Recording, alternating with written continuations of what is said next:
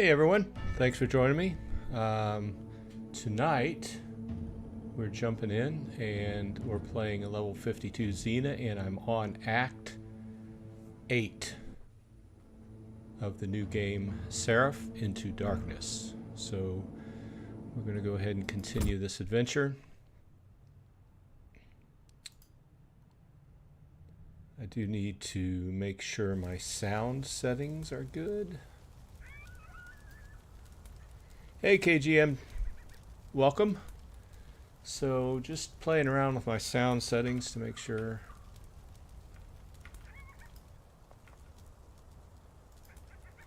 everything sounds good. I was watching my other playbacks and the background music was a little bit loud. Ambient sounds were okay. NPC voices for some reason did not come over really well, so I'm turning those up. Okay. So where we are is, like I said, Act 8 out of 10. And in this game, I haven't learned everything yet, but the goal is to... Hey Alex, thanks for dropping by. Appreciate it. The goal is to get to Act 10 and finish the storyline, okay? And after that, you get to a point in the game where you get access to the Void Realm. And the Void Realm is where the tokenization and Web3 part of this game start, okay? So I've read a lot of the white paper. I didn't read it word for word. It is kind of complicated. This is really kind of striking me as a standard Korean style gacha style game. So there's lots of things for sale, lots of ways you can beef up your character or speed up your character. As far as me, I like to play the game. So I'm not speeding up the character progression. It's going pretty quick as it is. It's like I've been playing for less than 2 weeks and I'm already level 52. So I'm in Act 8. And I have 2 of the quests done so far. I am playing Xena, and this is a Valkyrie, and it is similar to the Amazon in Diablo. I've chosen to use Javelin and Shield build. Nothing fancy about it. I almost gave up this build early on because I was the primary power that you use is like a straightforward thrust, and it's very powerful and it can go through several mobs at a time, but it kind of lags in this game, so you find it kind of difficult unless you're for sure that the main mob is right in front of you. It's hard to get them lined up. But with that said, I ended up after a while got access to an AoE skill, Conqueror's Sweep, which I have maxed out. I also have that Unbreakable Thrust maxed out now at this point as well. But this AoE is very strong, and it allows me to gather up a bunch of mobs and just kind of clean through them. So with that said, let's go ahead and make sure my inventory. Also, one of the other kind of hard points, I guess, for lack of a better term, is the lack of bag space. They want to sell you bags. If you go on the market, they're $10 a pop. Okay, as we know, Diablo and these style ARPGs are you start out with limited bag space, and then a lot of times, especially in gacha games, you have to end up buying this stuff. Now, I did not, and they're $10 a piece. I think I just said that, but I ended up earning one by going through the season trip, which is a series of things you have to do, and then you get rewards for them, and you get points. And okay, so it was under the season pass, and I had hit level 6, and I got a certain amount of points. And then you could go in the point store, and you can see that rune bag costs 1,000 of these points that you earn.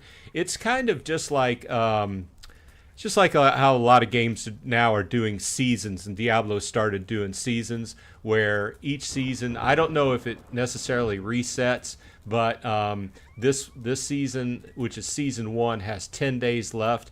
And for the record, it also has a greedy demon buff on it, which means that loot is increased for this first season. So one of the other things I've seen is that there's a lot of loot. There's a lot of money, and there's a lot of potions and a lot of scrolls dropping, and I end up selling them all. But I have a feeling that that's going to be cut way down, and I don't know by what percentage when the second season comes around. So, okay. So with that said, if you have any questions, let me know. I'll try to answer them. Let's go ahead and jump in and do a quest. This has very similar to other games. The main quest line is indicated by a yellow exclamation point, and I don't think I have any side quests available. This may be side. The side's indicated by a green exclamation point if we see one. So we're going to go ahead over here to the Plaza Ruins, and go forward with this. It plays very similar to Diablo. I don't think the controls are as good as Diablo. It's not as exacting, but then again, I haven't really had a problem. These characters seem either way overpowered for the monsters, or the monsters are way underpowered. So we'll go ahead and go into this, and you'll see what I mean.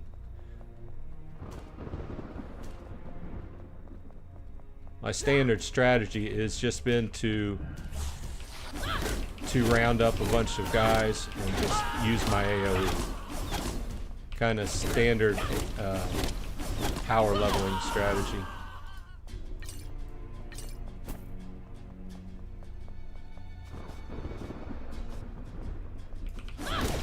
Boss mobs. Well, this isn't a boss mob, but this is like a rare mob.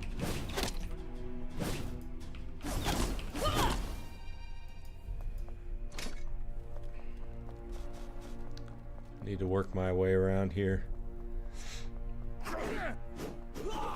towards the quest objective.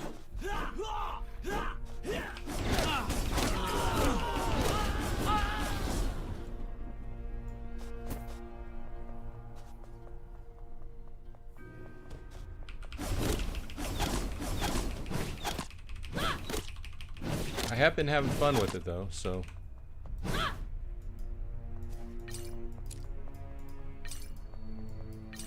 It's got a lot of the standard things we've gotten used to in a lot of other games, where you can take your equipment and you can add slots to it for gems, and you can take the stats, like kind of like in Golem Overlord, where you can remove stats, you can remove stats that you don't like, you can add stats, try to add stats that you do like.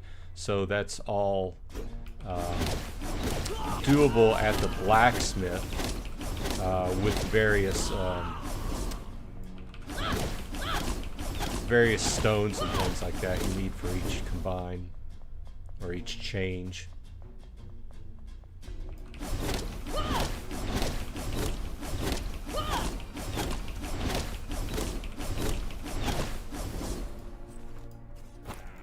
I'm really interested in seeing about the tokenization. I was checking out their store. Let's see. Okay, I have to destroy this crystal. I was checking out their store, and the store has items. It's on BNB or Ethereum, and I don't necessarily like working with Ethereum because of the gas fees. And some of the items that they had, which were supposed to be like super rare NFTs or whatever, were also super expensive. So.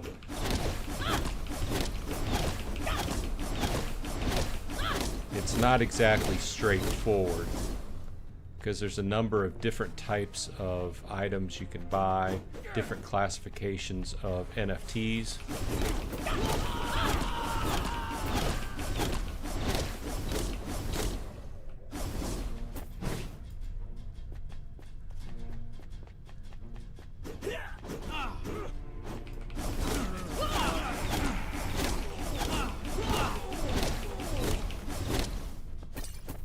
But as far as comparatively speaking against other, or comparing, well, I cannot get around this. I'm going to have to go around. Against other Web3 games, it's way up there. But kind of reminds me of another game I was playing, not similar style. It was called Night Crows. And it was a different type of game, but it was also a Korean-made game, and also along the same lines of a gacha type game, where I see a lot of things that the game wants to sell you, and then you start looking at them and looking at the complexity of how they want to do NFTs and sell NFTs and everything. And it ends up being they're making a lot of money off of you in the game, just creating your own NFTs, or in this case, you have to make your way to the end game, and then you have to buy your way to go through different dungeons. But that remains to be seen. I'll check that out when I get to it. But I'm very kind of wary about that. Trying to make my way towards the yellow exclamation point. Here's a portal. I don't think I have too much. Okay.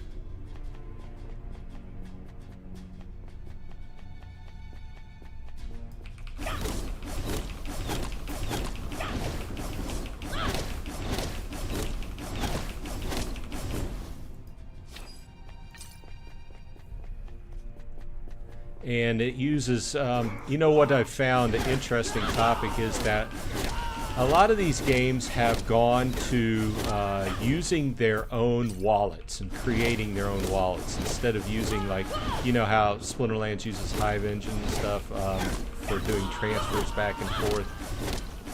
These games and a couple new ones I've been looking at, the new one by ETH online, and that one I was telling you about, Night Crows. They all create their own wallets and use those. I guess that's how they get around gas fees, maybe.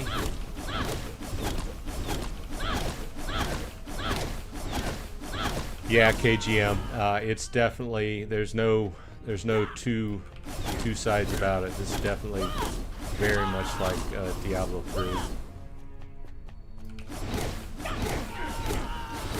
Hey Tony, thanks for stopping by.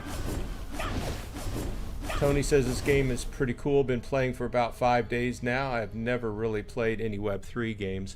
I primarily cover Web3, but on the side, and for years I've always liked ARPGs, so this is why this caught my eye, and I jumped in. Actually, I was watching another streamer named Bulldog, and he was playing it. So I wanted to definitely jump in. I don't have a real opinion about the tokenization and the Web3 part of it, because that doesn't come in until the end game. But with that said, the end game is pretty much the whole thing. I'm guessing since I've gotten to Act 8 in a week and a half, it might take me a few more days to get to the end, obviously depending upon how much time I put into it, but a lot more time, and I'm wondering whether they're going to treat it like a season in Diablo 3, like, okay, the character resets at the beginning of the new season, and it looks like they're going to have different things available in each season, like different buffs. You go to their website, they also have different prizes available, different drops like airdrops and things like that. And obviously there are more requirements. They're big on X or Twitter, and they do have a channel on Discord if you're interested. But if you sign up, be ready for it to be pinging you all the time, because they do a lot of posts.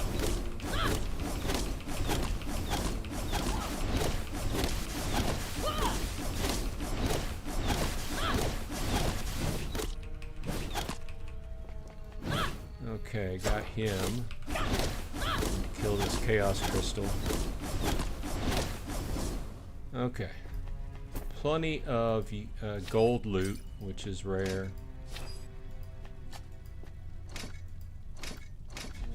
And let's go ahead and I detected a interact with familiar him. scent. Is that you? Adventurer, forgive me, my eyes can no longer see. I tried to stop the disaster, but I failed. There was nothing I could do to stop these forces from enslaving the warriors of Deloma, and in the end, even I myself was controlled. I managed to find my way to the underground, but the place had been sealed by a huge crystal. I couldn't break that damned crystal, no matter what I tried. Really? That's great. Okay, get a breastplate out of this, which I will not be using anyway, so... You primarily go through and you try to collect this brownish orange gear, which is the better quality stuff. Yellow at the very beginning, and blue and yellow obviously, but you're striving to get as much of this. And then later on in the game it's blue. I believe the NFT gear has a blue background, which is what you're striving for, because as you put on a piece of NFT gear, then that increases your odds of getting more NFTs in the in-game dungeon runs. So, which is obviously one of the tokenization methods of the game. You get NFTs, you use them to buff up your characters to get more NFTs, and then sell those NFTs if you don't need them, right? And make money on the side. That's the theory, right? Okay, breaking the crystal. Okay, now that leads me to the Royal City Aqueduct. Let's go ahead and jump in. Jump into the sewer. The storyline's been okay, but it's been somewhat hit or miss. It's one of those things where you got a storyline that was built in probably Korean, and then it was translated, but it didn't exactly translate 100% correct. And that's another thing. A lot of these things where you're doing a quest, it'll ask you to do one thing. Hey, go do this. But in the skills or something, like the verbiage is different. It's like they used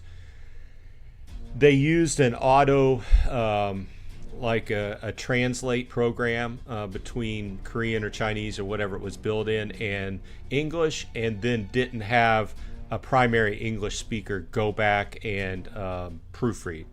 So that's, you know, it doesn't hurt the game, but it kind of hurts the storyline and everything like that. So, but that's just me being a little bit picky, I guess.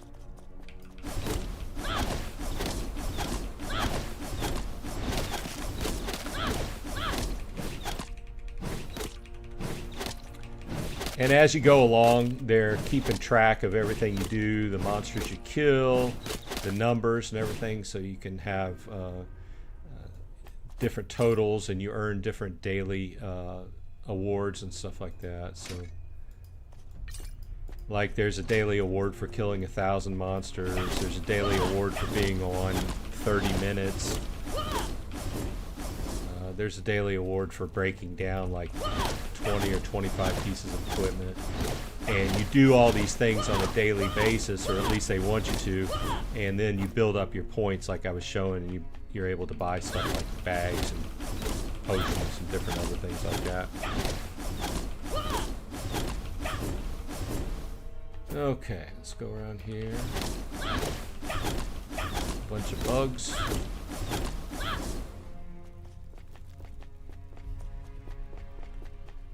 Round them all up, do an AoE. This is, you know, the strategy's been working pretty well. It's a common strategy I used in Diablo 3 as well, with Crusader. Crusader had the AoE with the flail.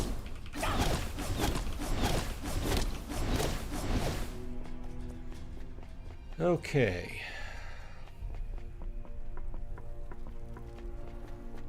Oh, there's a piece of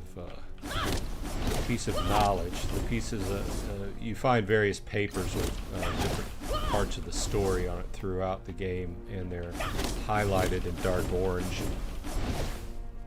Ancient power. And then you have to go into your inventory and read it, and you can read through it. Some of this is good storyline. Some of it doesn't really make a whole lot of sense. Okay, we're trying to make our way back up.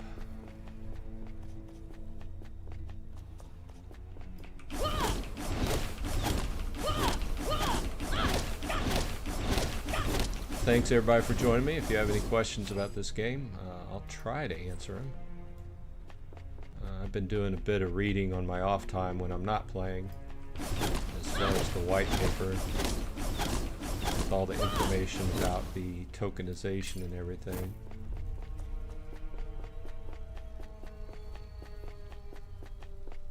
And some of the stuff is still coming because the game itself is not really fully released, I believe. The token itself, they have a token, and they have like a staking mechanism built out for it and everything, but I don't think it's live yet. Because if you go to the website, once I get into this file, I'll put the website up here. Come on. How many of these bugs are there? Okay. Let's check this out. Okay, so here's the main website. And you can find this at seraph.game. And then it goes through and it gives you all this information about the story and everything. But what I'm looking at are for the token. You see, if you click on the Seraph token, it's coming soon. But it's went through a lot of development. I mean, it was announced back in early 2022 and beta testing last year in the middle of the year. And now they're in early this year. They had a Soul Series release, which is a series of NFTs, which are quite pricey. Okay. So I'm always very wary of the NFTs that are, I mean, seriously, these were like, you know, $1,500, you know. You can get yourself in debt really fast going for that. Of course, it could be the opposite way. I mean, if this takes off, those could be worth a lot more. But also they're for sale in ETH. There's also a subset of stuff that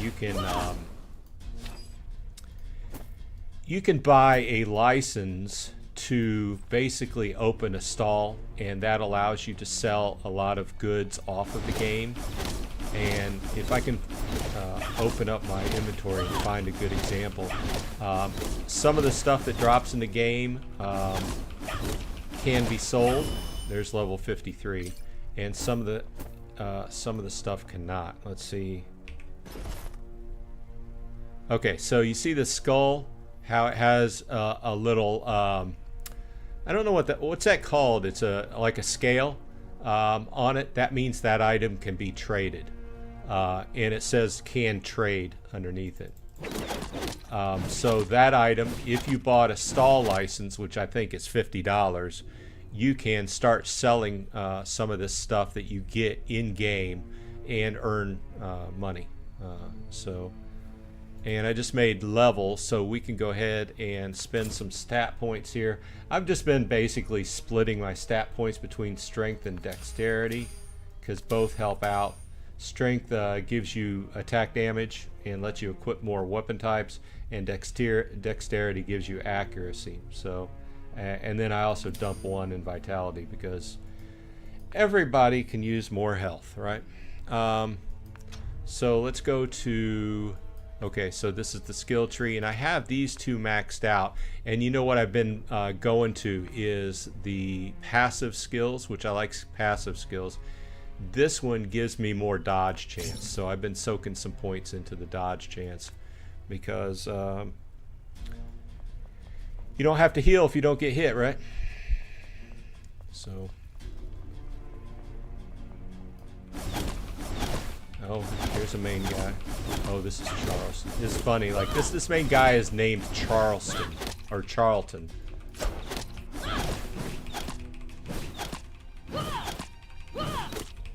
Just some weird naming.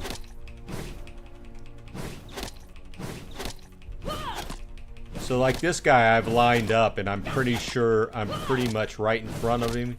But you can see that the stuff he's casting on me is not really doing any damage to me.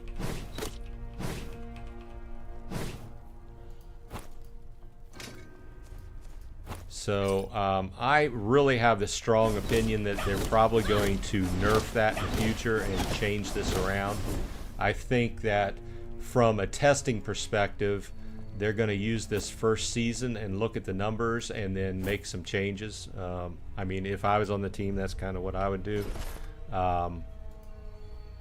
Okay, so once in a while you get these dropped, these books dropped, and they'll give you like this one gives you a +1 skill point. Sometimes they'll give you a +1 to your various stats, things like that. So now we have another skill point, and we can go in and skills and put another into dodge and bring my dodge up to 44%. That's pretty nice. And we will go to the Royal City Cave.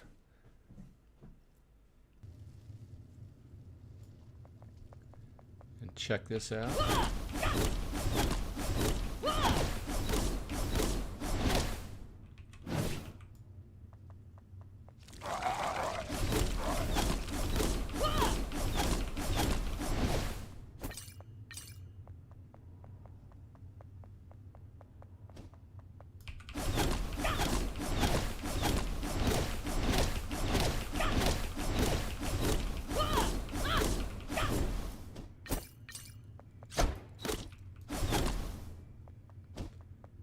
If you use javelin, it's also a ranged weapon. You can throw them if you want, but I'm primarily using the AoE attack, so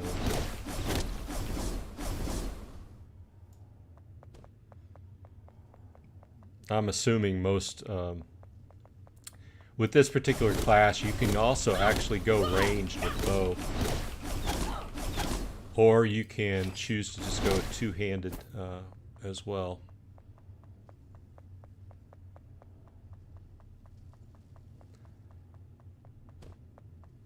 Come on, guys. These mobs will chase you a fair amount, but they will eventually, if you're trying to lead them all into like a big circle, they will eventually give up and go back. It's not like they're going to chase you all the way across the zone.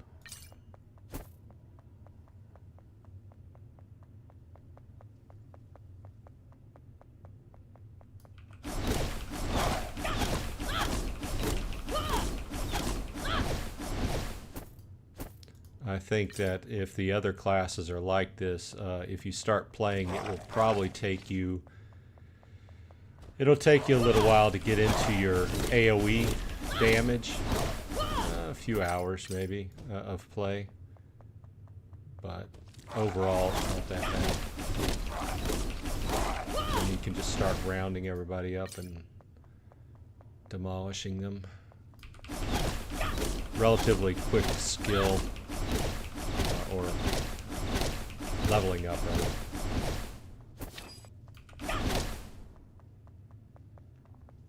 And there are shrines within that you'll find once in a while that give you extra experience, which is a good time to hit that and then you know, round up a bunch, do a power leveling kind of thing.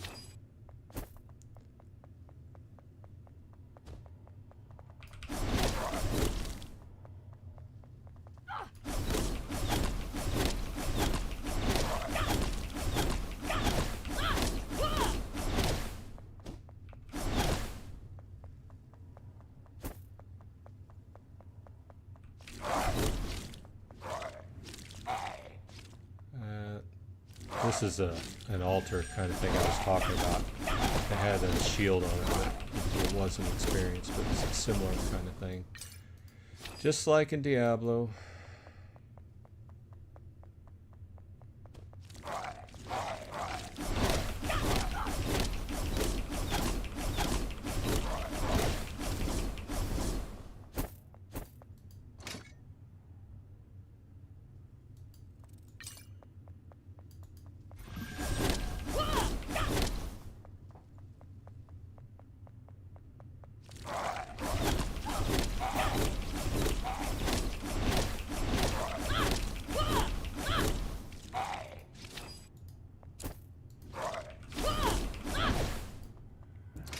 There's also the collection of the gemstones and combining them to larger gemstones, just like in other games. Okay, we have to go back to town and empty out.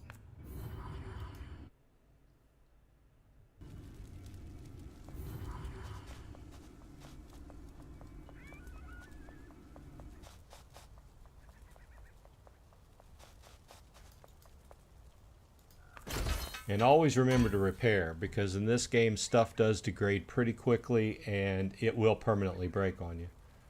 I experienced that early on.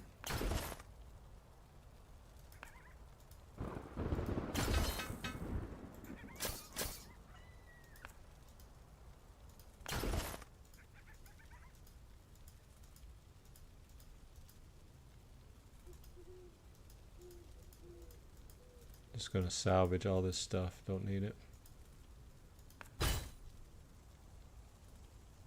Gives you materials to craft other things.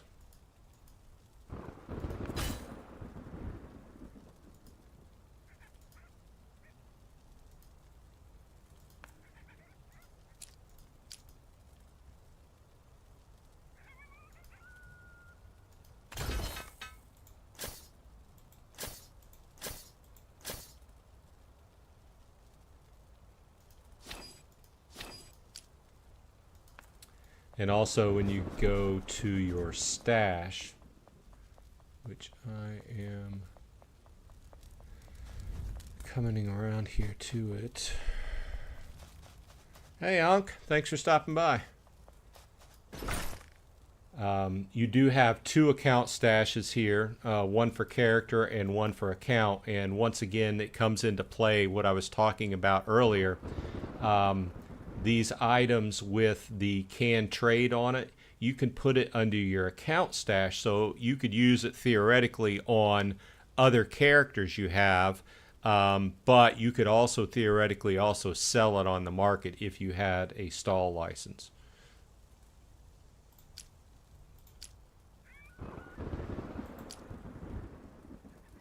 So you have to check out which item, on each item you have to check out if it's for character or if it's bound to account.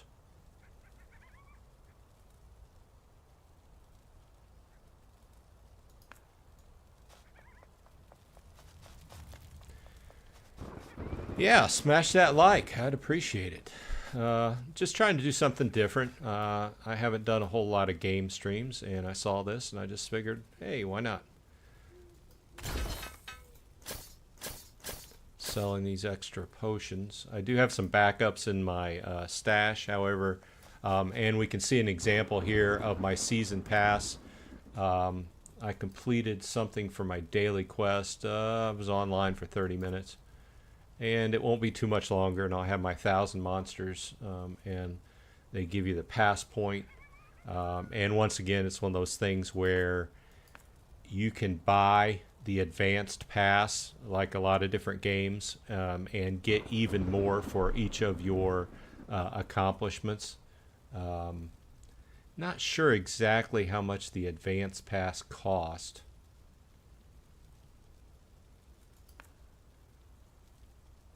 Forerunner's certificate needed. I don't have a Forerunner's certificate.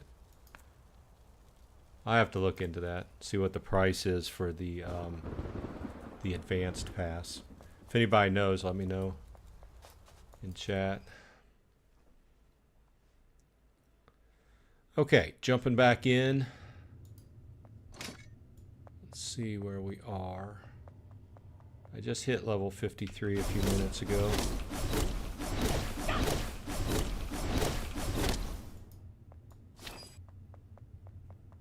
Working our way through Act 8. $70 for an advanced pass? Wow. Now, is that for good? You only have to pay that once? Or do you have to pay that every season? That would be huge if it was every season. Now, if it was a one-time, I could kind of wrap my mind around that.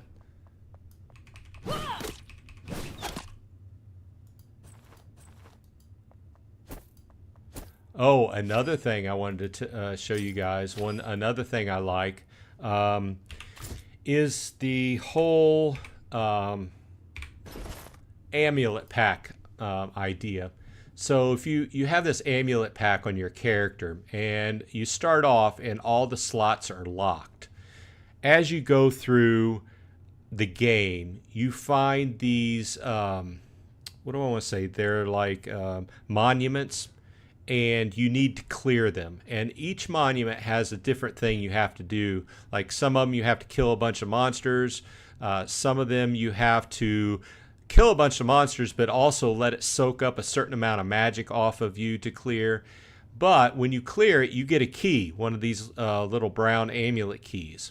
And then you can open up a spot. Now, and then you can populate it with with an amulet you get. Some of the amulets only take up one spot, some take two, some take three.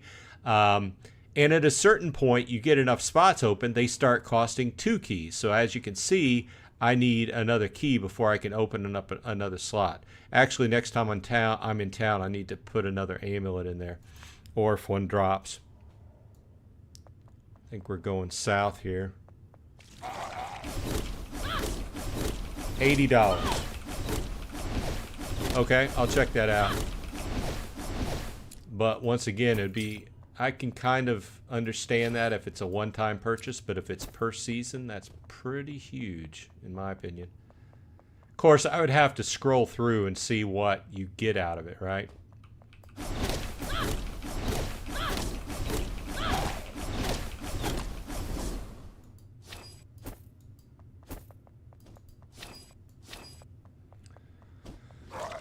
Okay, where are we going here? We are going south.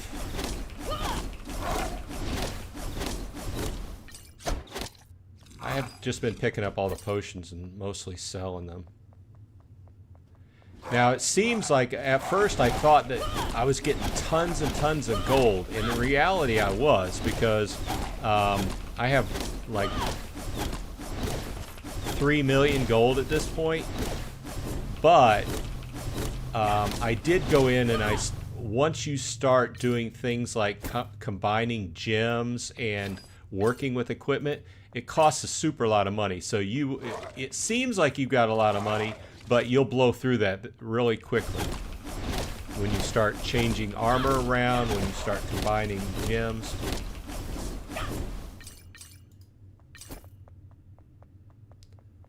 Okay. Royal City Cave Level 2.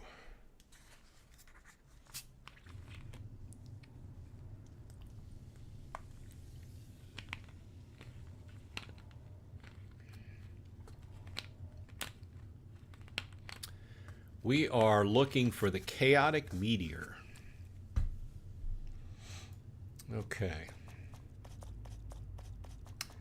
And here's another portal.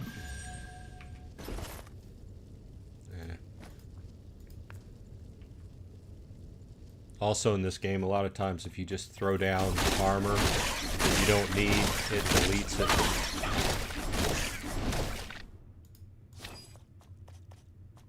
Instead of throwing it all around.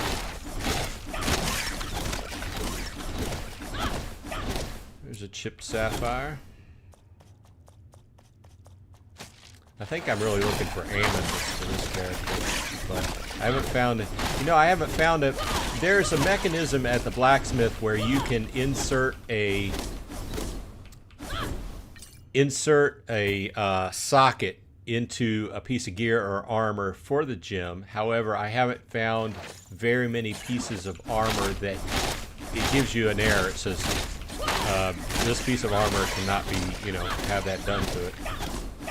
So I'm thinking that really applies to more higher end stuff. So we'll see once I get to the end game. And there's a series of quests that leads you through that. So you'll get points and you'll talk to the blacksmith and he'll say, hey, do this to a piece of gear. And I think some of those items you need to do that stuff to are kind of like pay gated. Some of that stuff you will need to actually spend money on. Either that or the stuff drops in the much higher end dungeons, and I just haven't gotten to it yet. So there's still a lot of questions in my head about this game that I have not figured out.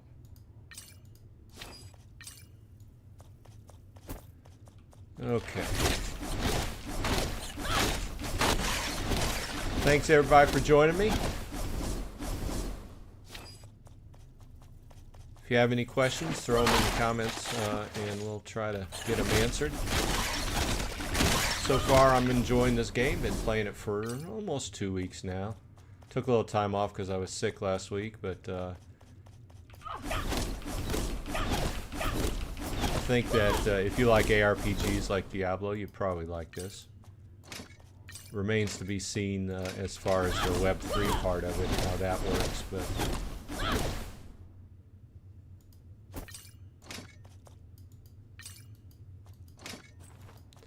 and it'll be interesting as far as the when the actual token comes out, how many are released, what the staking mechanisms are, if you're into that. That kind of thing. I'm very into Web3 games, so I'm always interested in that part, and a lot of people that subscribe to this channel are interested in that as well too. So. But I'll tell you what, they have done a lot in the way of advertising. They're very much on using X or Twitter to do a lot of advertising. They got a lot of events going on as far as drops. Over the last year, they've had a lot of NFT promotions and stuff like that. So they're not cutting back on advertisement. They're getting it out there.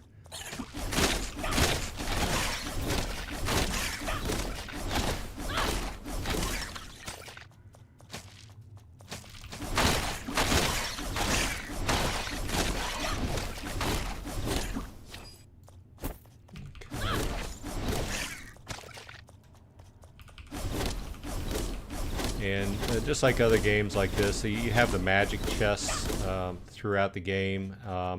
The better quality chests in this lower dungeons below the, not the end game, are the better chests are called exquisite. And then in the end game, when you pay whatever it is, whatever the fee is to go into, let's see, I keep forgetting the terminology for that. Void Realm. The Void Realm dungeons will have chests as well, but when you go there, you have a percentage chance of NFTs actually dropping in them. And you will see once in a while, it's not really frequent, but during a play session, you'll see a few times, you'll see a pop-up and it'll say, so-and-so got lucky and found an NFT. Hey, Gavin, thanks for dropping by. Gavin asks, how much would it take you to think make $500 a week in Atlas? Wow. That's another game I play, Atlas Earth. That would be huge. Let me think back. I did a video this last week, and the topic was the head guy, Stealth. And I'm trying to remember exactly how much he was making. I'd have to go back and look at that. But I don't even think that Stealth is making $500 a week. And he's probably put over $100,000 into it at this point. And he has over 40,000 parcels. But it becomes a argument of exponential numbers, because for instance, after I did that video, I started thinking about it, and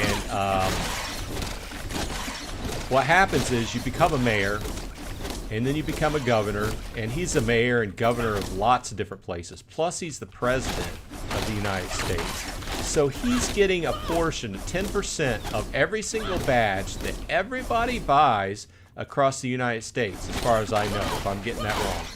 So once you get to a certain point and you get these positions, mayor, governor, whatever, president, all this Atlas bucks start coming in for free, basically. And then it just kind of becomes this snowball rolling downhill, right? So you've got all these Atlas bucks coming in, and you keep buying all these parcels. So, yeah. So I've just been thinking about it this week.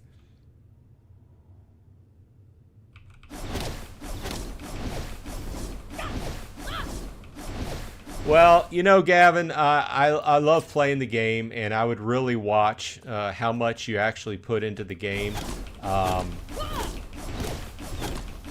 They've made a lot of expansion this year, and I love the fact that they're expanding, they're adding new things continually. It's proven to be a decent source of income. And once you get up to a certain point, you are making a pretty decent amount of money, right? But should they go under, your money's gone. Also, I answered a question from somebody earlier, and the question was, is it transferable in the event of your death? Can your wife, child, whoever's your next of kin, actually get that? And the answer is no. So if you put $240,000 into the game, that's fine. For a long time, you could be getting all the money, but if you have some kind of problem, and if you know what I mean. So this game is not transferable. So I would just watch how much money you put into it. But it's very interesting thinking about the numbers being exponential as far as how much free Atlas bucks on a daily basis Stealth is having roll in. And at a certain point, he probably just stopped putting money into it because it's all just exponentially coming in from being mayor and governor and president of numerous different places. I mean, he went over and became the prime minister of, if I'm not wrong, I think he went over and became the prime minister of the UK as soon as that opened, So he's got a ton of Atlas bucks coming through on a daily basis. But with that said, early on, he had to put a lot of money into the game. They've got better deals for the Atlas bucks now than whenever he was doing his, his run up. And I'm just talking about him because he's the highest one as far as numbers that you're talking about.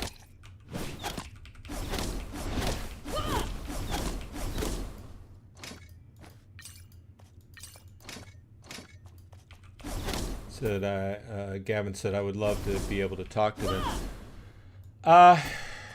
Well, I don't talk to them, but I frequent the Reddit, and generally speaking, the mods are pretty good about answering questions over on the Reddit. So if you had a particular question, you could throw up a post.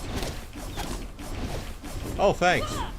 Yeah, I appreciate it. Yeah, I've been enjoying playing it, but I've been playing from a free-to-play perspective. I have been toying around with thinking about taking some of the money that I earned off of the game and putting it back and joining the Explorers Club, but I haven't done that yet.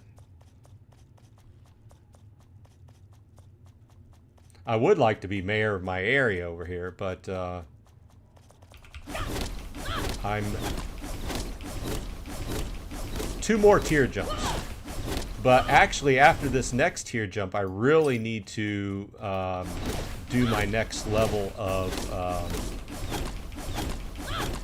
Thanks, KGM. Thanks for the super chat. I appreciate it. I would like to do my next level of badges so I can get up to 20%. So I need to do 1 more tier jump from 220 to 290 parcels, and then I need to do my badges to 20%. After that, the next tier jump would maybe allow me to get mayor of my area, but I don't think so. But I'm not particularly interested. I mean, I am interested, let's be frank. But I'm still going by my plan.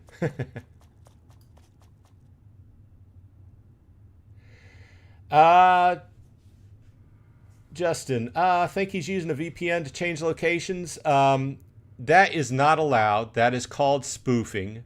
Early on in the game, somebody did that. They got caught. They had to return all their property.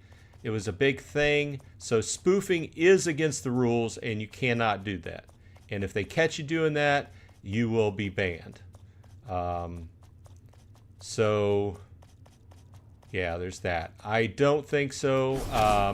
I think that they have him under a fine magnifying glass, is what I think. I think they're keeping their eye on that. And there's even when he took over as the Prime Minister of the UK, when it opened over there, he actually posted. He went so far as to post a picture of him standing downtown. I forget where he was. He was probably in London or something like that. Standing downtown in London, where he had flown over there to buy the property to become the Prime Minister. And of course, it took a lot of Atlas bucks to do that. But like I said, he's probably got. I would love to know how much Atlas bucks he's got coming in on a daily basis, just for free.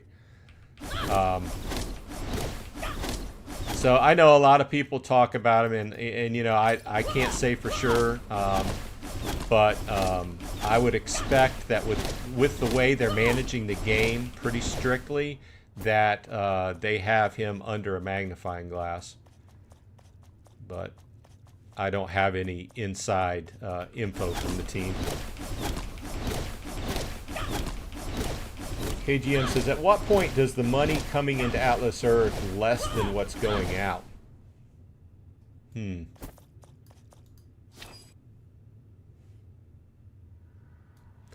Well, you know what? There's a lot of people that are a lot better at numbers, and I read an article, I don't know, a few months ago on Reddit, and one of those guys that's really into the numbers did the math, and due to the way they are handling the game, it said this game has a really long lifespan as far as the money that's coming in versus what's going out. And, you know, obviously as they expand to new countries, there's more and more potential, right? Oh, looks like this might be a boss mob. What's going on here? I'd like to know a little bit. This is a big-ass tentacle monster. I guess it's trying to stab me with tentacles. I'm just trying to stay away from the tentacles. Trying to do a little bit of damage here. I guess I have to kill these crystals. I'm just keeping my... I might have to... Is this one of those things where I have to kill each of the crystals?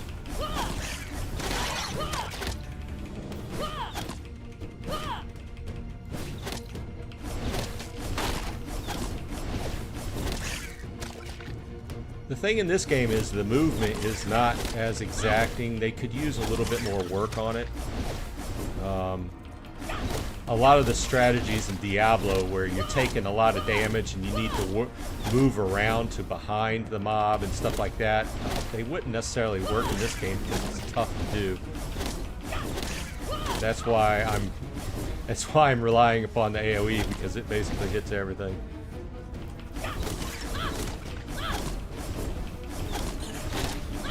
Thanks for dropping by, everybody. Just doing a little discussion on Seraph, Into Darkness, and also Atlas Earth. So whatever you feel like talking about, gaming-wise, we can jump in. I'm just trying to progress through this game.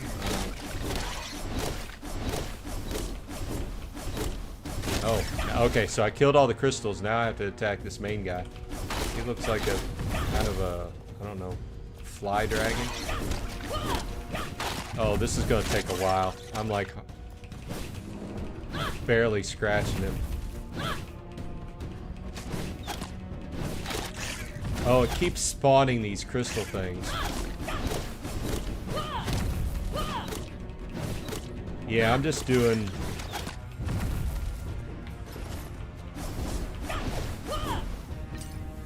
And I gotta... I look down at my health potions and I'm like, 0? I forgot to replace it with the new health potions.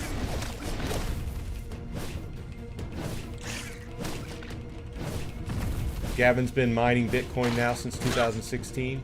Nice. I never specifically mined Bitcoin, but I have mined a lot of other things. I haven't mined lately. I kind of got out of it whenever Ethereum went proof of stake. And that's kind of when I got into Web3 gaming.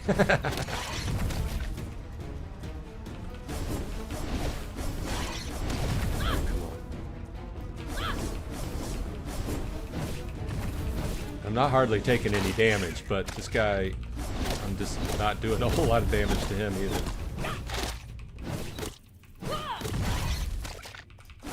I'm trying to stay out of front of him.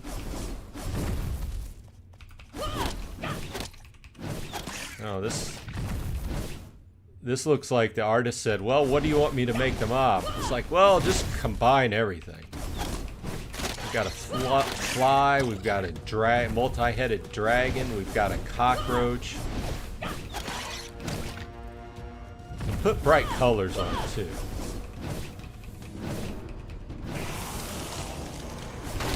So how many Bitcoin do you figure, or what portion of Bitcoin, or how many Bitcoin do you figure you have, Gavin, at this point?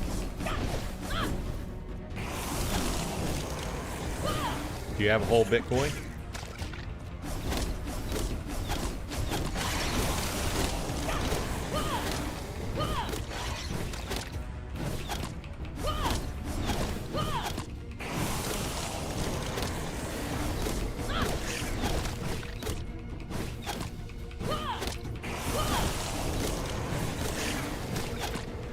They also have this little pet. You can see he's named Wolfie. He doesn't do damage, but he acts more of like a like you can sell stuff and repair stuff with him, but you have to pay for that, and you have to have him active. So he's running around, but I don't have him active. I do have some coins to activate him, but it's another one of those things that requires spend. Okay, we killed this guy. Let's see what we got. Okay. A spear. Oh, man. I was hoping that would be a javelin. Oh, I got a bunch of junk. I don't have room. I might have to switch over to that spear versus doing the javelin. Yeah.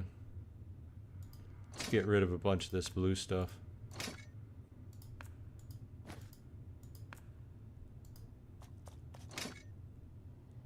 There's a... Oh, I got a pike. That's a javelin. Nice.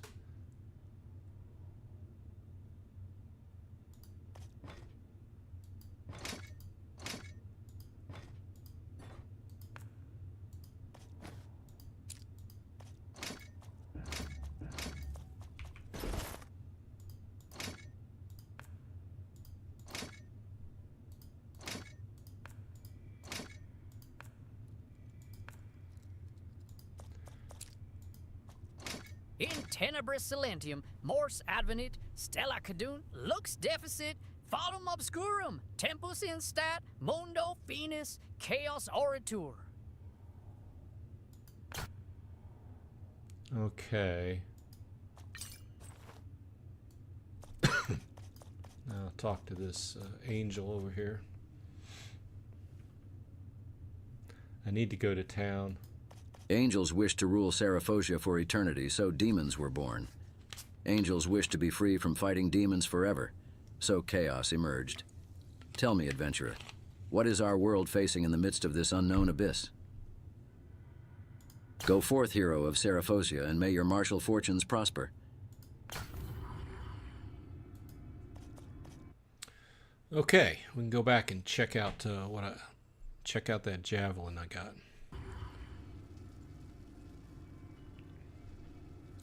Checking out chat. Gavin says ETH is coming back, I think, in a few months. I don't follow ETH really. I don't follow a whole lot of it. Obviously, we look at Bitcoin and such.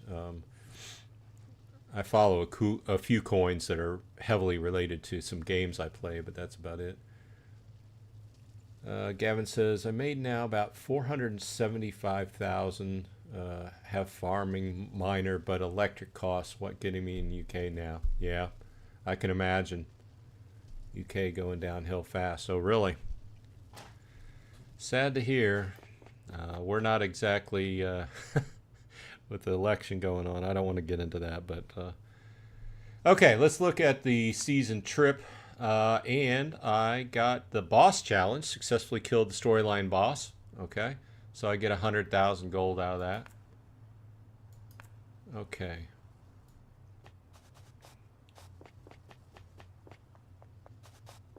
Oh, I need to talk to this guy.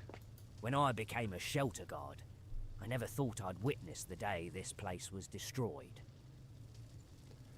There's a few good voice actors in this game, but there's also a few just They took over, not good. and those foolish undead mages sold their souls to chaos, which gave them the power to seal the undead. The Lord of the Dead, is sleeping at the ferry. Jermaine was captured by them, and it looks as if they're quite interested in Jermaine's soul. They're at the top of the hierarchy here if you want to save Jermaine. But Of course I want to save Jermaine. Why wouldn't I? But before we do that, I need to... Oh, I can't use a teleport. Okay, well, I guess. Let's go on up here.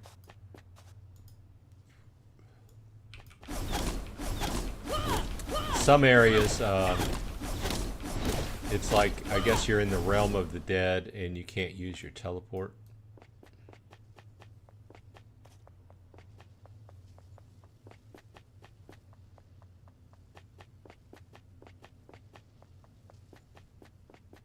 Okay, we've got another fight here, which I will not have room for the stuff that drops because I need to empty out.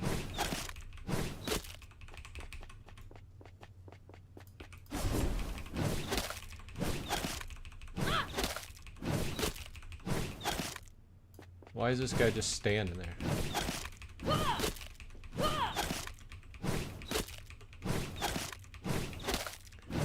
They could work on the mechanics of this game a little bit.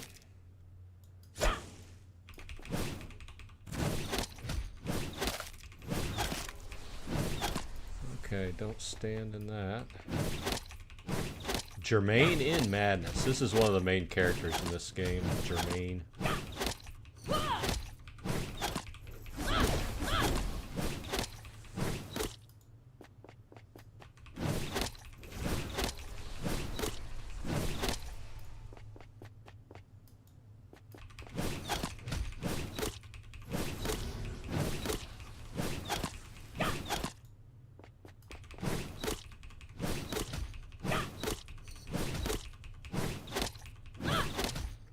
Okay, he's gone.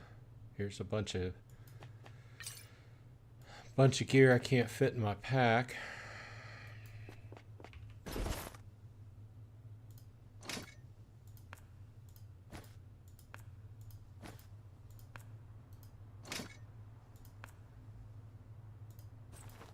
Throwing down all the blue stuff.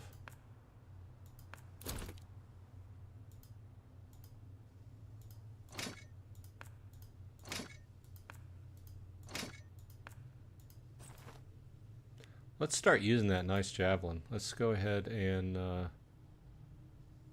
identify it.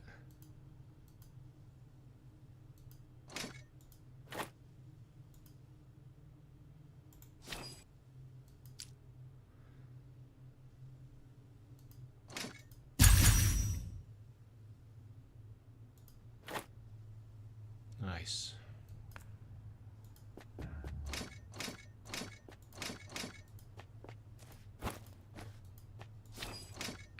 Hey, got rid of all the blue stuff, had room for the yellow stuff. Most of Scotland loves Trump. Have you took money out before on Atlas? I have. I did a video a while back where it's called, Is Atlas Earth a Scam? Because I wanted to go through it and a lot of people were asking that question. And I proved that it's very simple. As long as it's over $5, $5 US, you can withdraw. And obviously in different areas, you can probably have different choices for withdrawal, but I just withdraw it to PayPal, $5, and it sent me straight to it. I mean, I got it in less than the whole process took less than 2 minutes. But you do have the choice of various gift cards. You have the ACH if you want to hook up your bank account to it and just transfer it to your bank account. You have PayPal. You can even, they do have like charities. If you want to donate to charity, you can do that as well. So what is this? Tier 1 Shantytown.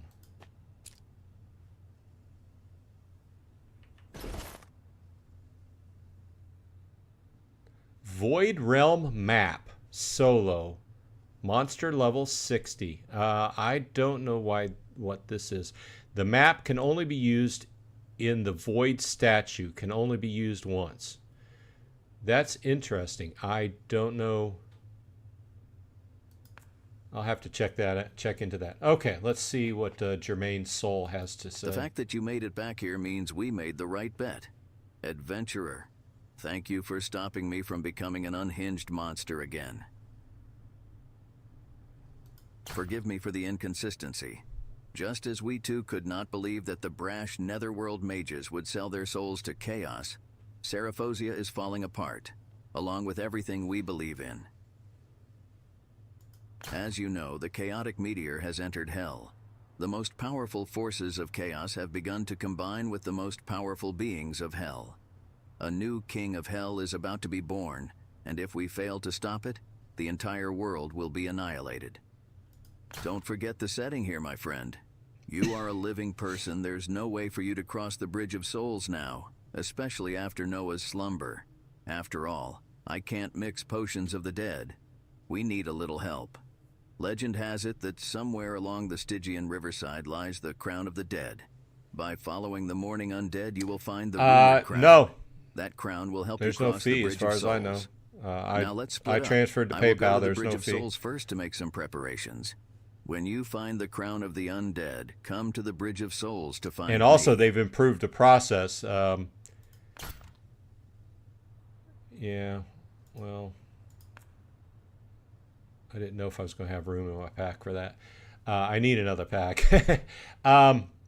So there's no fee, and as far as I know, whenever I did PayPal, I don't believe there's a fee.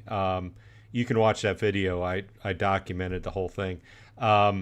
Also, there used to be, when you got over like $12 US, there was a manual intervention where somebody had to, like, you requested taking out, $15, $20 or whatever. Somebody had to look at that and approve it before it could happen.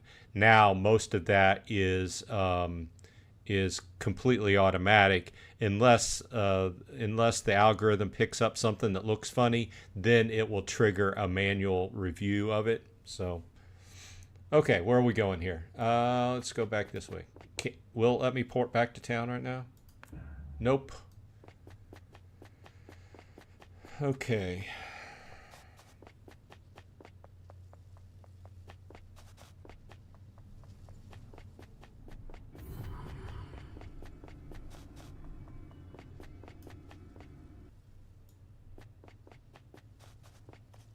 Stygian Riverside.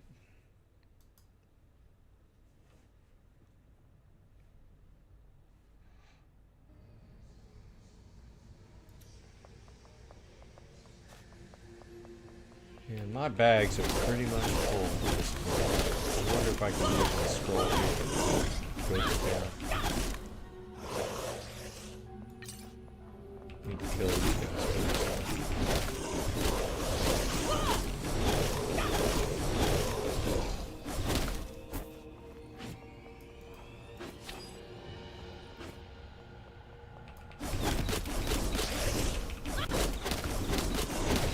About 3/4 of the way through level 53.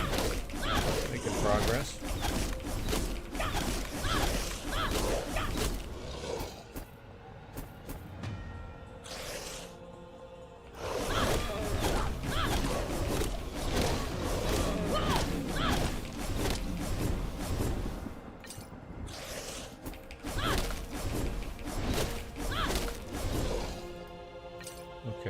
see if we can go back to Taylor. Nope, still not letting me.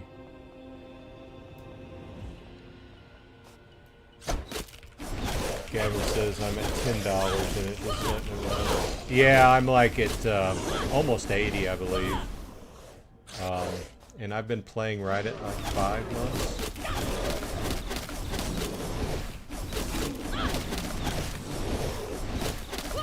It's one of those games that starts out slow, but grows exponentially as far as your rent goes, right? And it also is, depending upon how you choose to play, can be even more exponential. In other words, if you choose to take your rent earn and turn around and buy Atlas bucks with it and buy parcels, or what I believe is the more efficient use of rent is to go with the Explorer Club, but that would require saving to $50. But when you look at the numbers, if you just save $50 and go with a month of Explorer Club, you get a lot more Atlas bucks out of it than just buying Atlas bucks, you know, with your $5 at a time. Or whatever.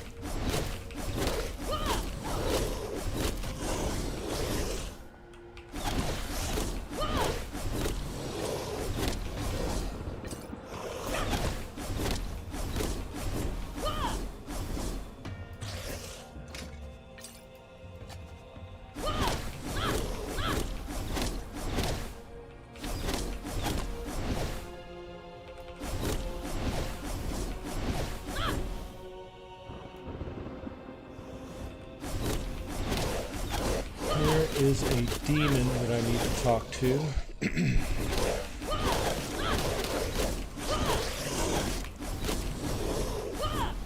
Chipped amethyst. I need more amethyst. No. It's either amethyst or topaz. I'll have to look at that. And just like other Diablo, depending upon which piece of equipment you put the gem in, it gives you different bonuses.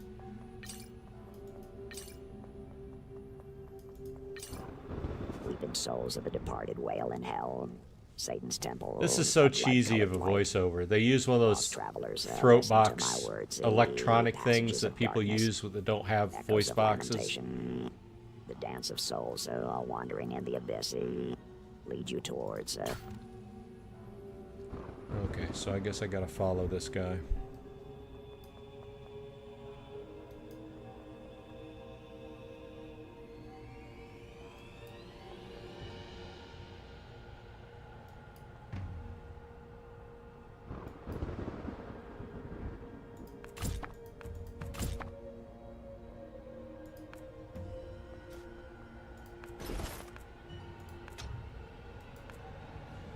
I wish it would let me empty my inventory. This is where it would be handy to have that dog active, where I could just dump everything.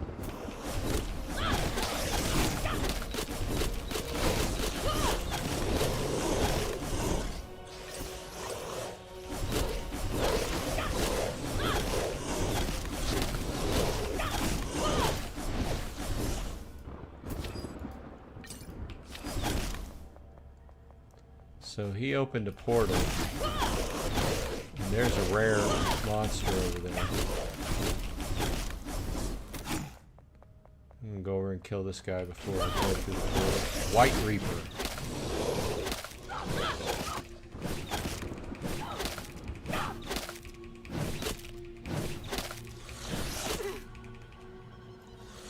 You have died. Why did I was not even watching my health. I was not even watching my health. This is the first monster that's killed me in almost 2 weeks. I guess the name is apropos. It's a Reaper. So I do have a scroll to revive here. Or I can revive at the respawn point. Oh. The respawn point's like 5 feet away.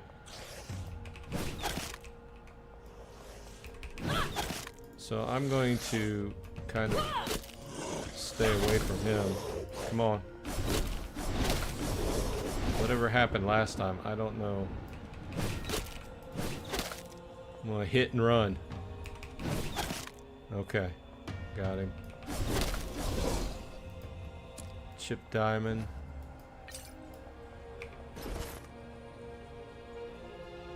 I don't have room for any of this other stuff. Let's go ahead and take this buff.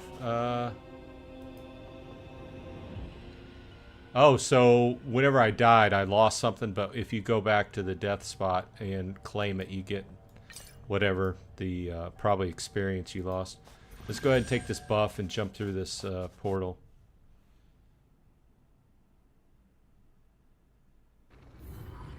Honey gain. Okay, let's go back to Soul Enclave. Never heard of honey gain. Oh, that's where I'm at, I guess. No, I'm not.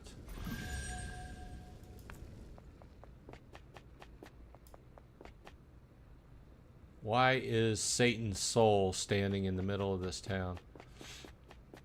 Okay, I need to go ahead and find the blacksmith.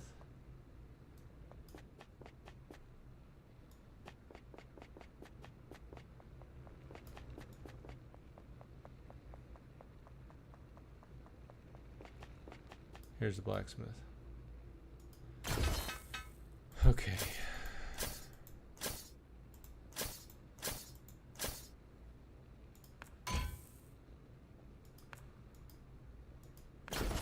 Did it take me into Act 9?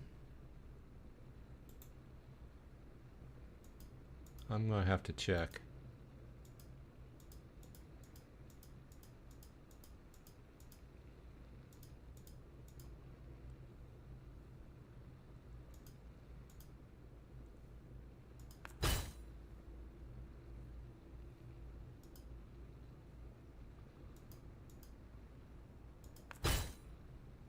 I'm keeping that spear just in case I decide to use it.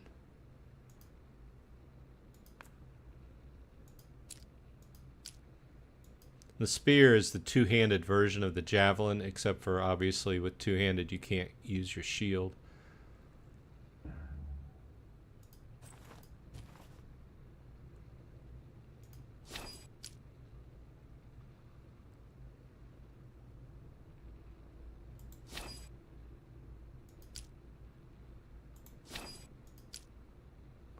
Okay, so this amulet takes up 2 slots, gives lightning damage to weapon attack.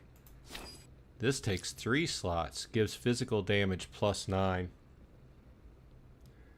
Okay, Gavin, thanks for dropping by. Thanks for the discussion.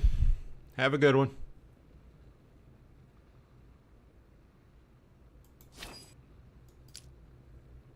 One strength. Yeah, I don't want that one.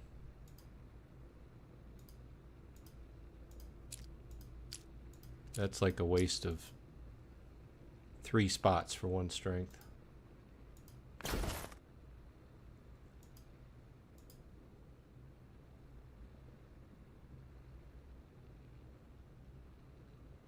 think that physical damage +9 is going to be worth slotting in.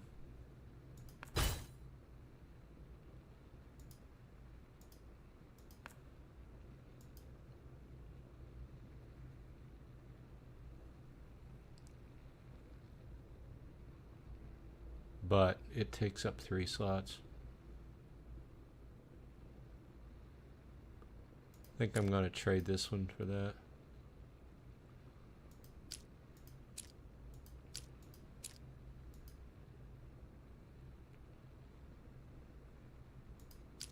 Oh, haha, that's not even a charm.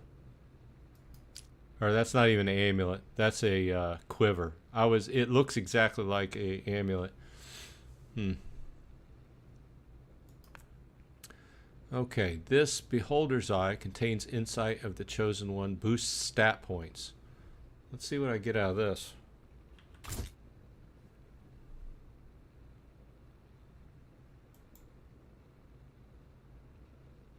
Looks like I gained a couple stat points.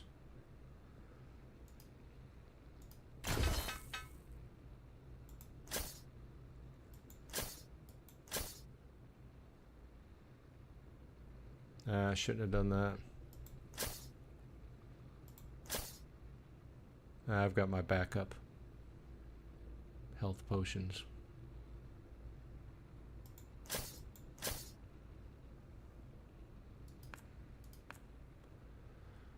Okay, where is the stash? Is over here.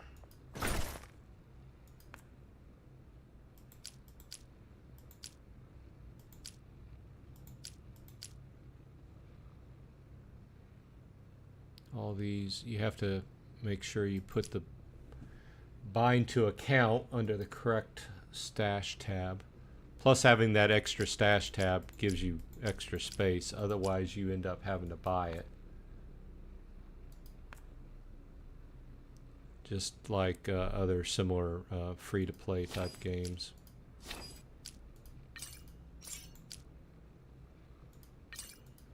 Let's get out my health potions.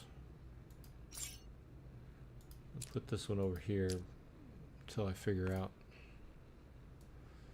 Okay, let's talk to the Satan's soul. My murderous enemy, welcome to the Soul Enclave. This place, the place that nurtures my souls, will witness the start of our intertwined destinies.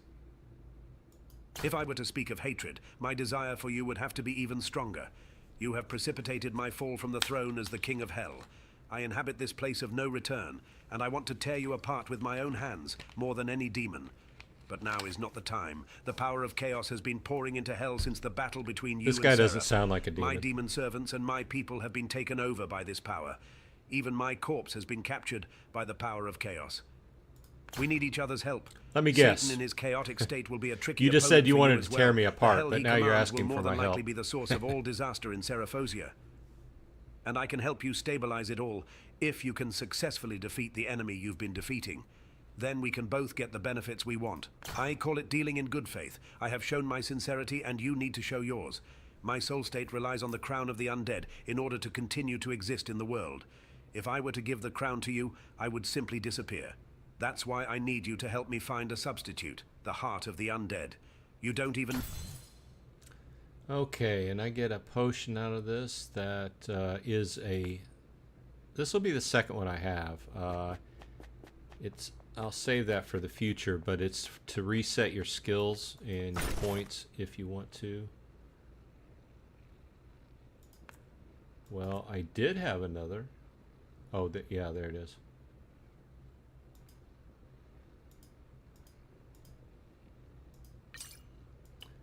I don't currently want to reset my points. Got another season pass accomplishment here. Disassemble 20 arbitrary items. I still need to get 7 more chest openings to get this one. The season special rewards is a nice amulet. Okay.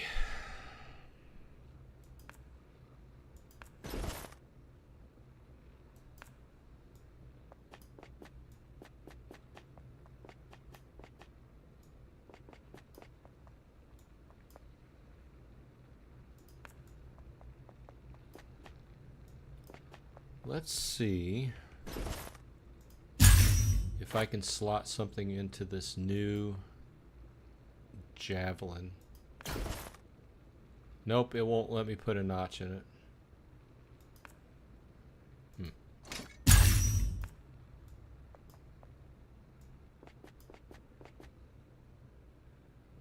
Okay, let's go on over to the portal.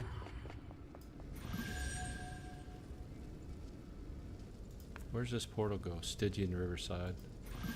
Same place this goes. Okay, let's just use the portal.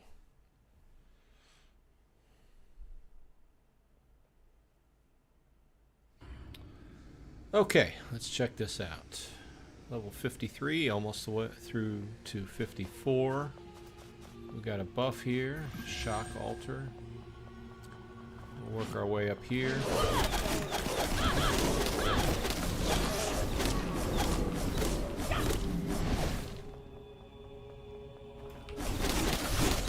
A little bit of AoE action.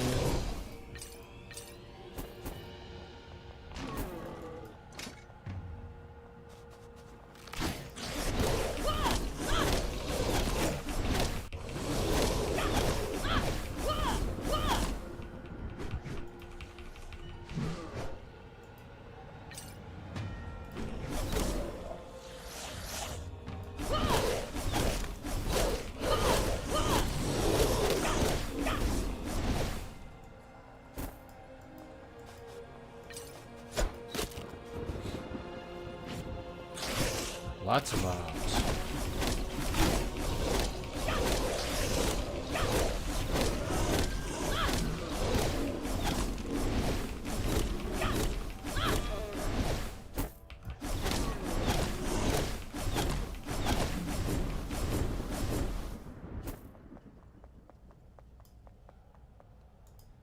Magic chest, not much.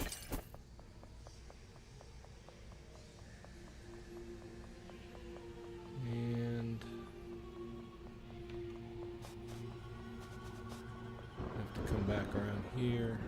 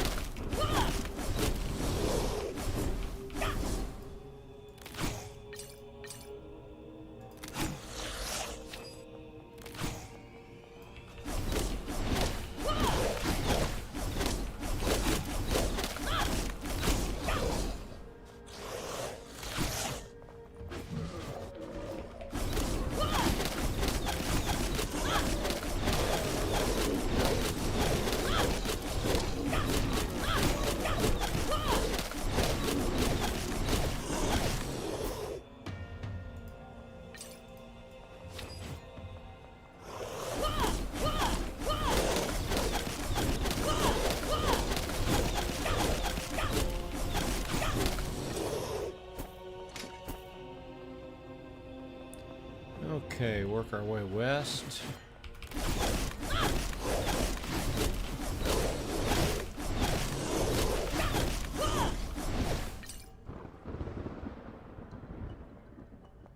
It's been a good discussion tonight. Thanks everybody for dropping by.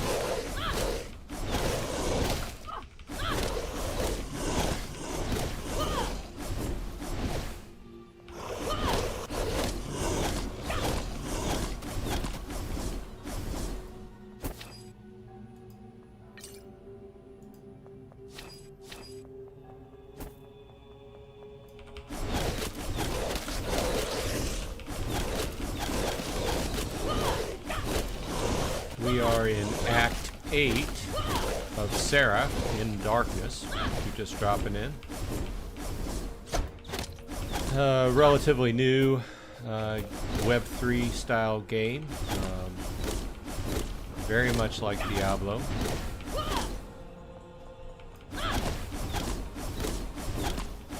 Level 53, almost 54.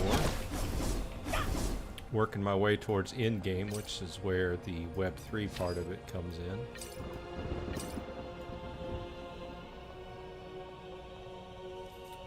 I guess I got a long way to work my way around because I need to be going back north.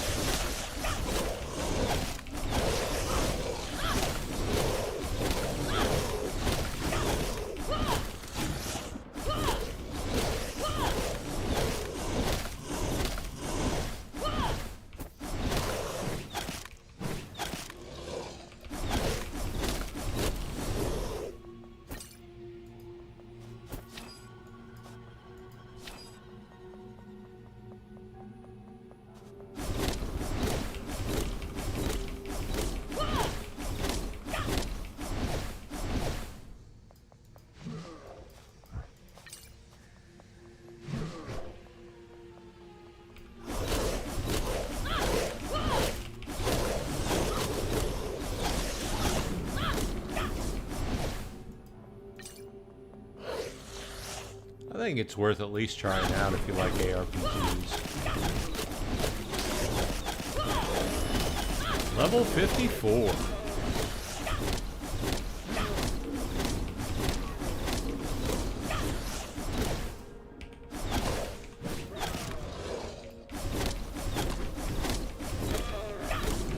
can definitely tell that the monsters are getting a lot more hit points. It's taking me a lot more AoEs to kill them. And my AoE is maxed out at this point. I guess the only way I can really gain more damage is to just up my strength, which I am steadily. And in fact, I need to stop and increase my skills from that level up. Maybe I'll dump all of my points in strength this time around.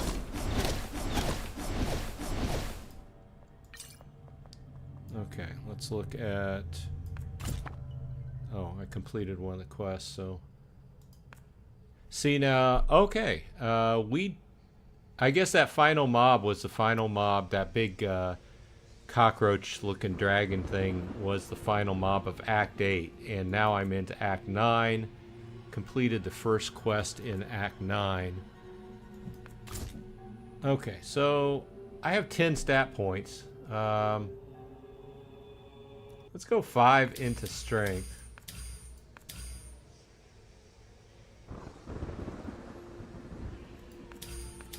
3 into dex and 2 into vitality. And then my new skill point will be... Oh, I have access to Phantom Steps, which is a passive. You have a 24% chance to dodge long-range attacks. Agile Reflexes is, I guess, close range. Let's go ahead and dump a point into that. Can only help, right? Okay, let's keep going.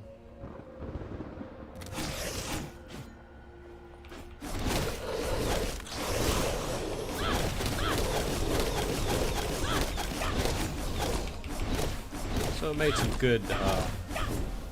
good progress tonight. Leveled up a few times and made it through Act 8 and Act 9. And the goal right here is make it through Act 10. Probably not tonight, but maybe tomorrow, maybe the next day, and then I'll have access to the in-game dungeons, and then I can start doing content on that. We can take a look at the details around that, which should be interesting at the very least. See what they have cooked up for this game. I also saw that the makers of EVE Online announced a new Web3 game that they're developing, which has me really intrigued because I've been a long time off and on player of EVE Online as well. So I'm interested. A lot of people that are EVE players are against it, I guess. Kind of like the idea of... They don't like the idea of splitting out resources from the development team of EVE to work on this other game. But it's in the very early stages, so I've learned to reserve any kind of hope or judgment until they have a viable product to let people test out. Heart of the Undead. Okay, that's what I was looking for. So I need to return to the Enclave. Yeah. Let's kill the rest of these first. Some more experience.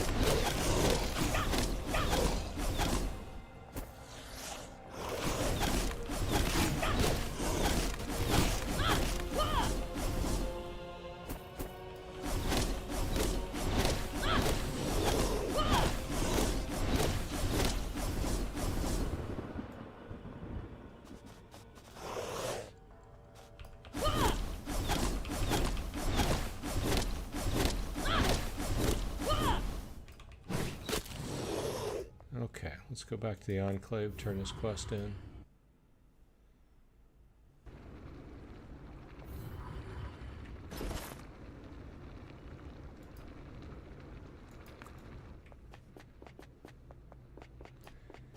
Here's that thing you were looking for, Satan's Soul. Sincere offer. The crown of the undead is yours. May you and your fellow souls make it to hell. What if I don't want to make it to hell? Okay, the Devil's Blessing is pretty creepy. I agree. Okay, so what did I get out of this? Crown of the Dead. It's a symbol of the Lord of the Dead, heavy and majestic, constantly echoing the whispers of the past. Kind of creepy, but probably needed for another quest, because that's what green items usually are. Let's go ahead and dump a bunch of this stuff. Always remember to repair, otherwise your stuff will break. And it will be gone.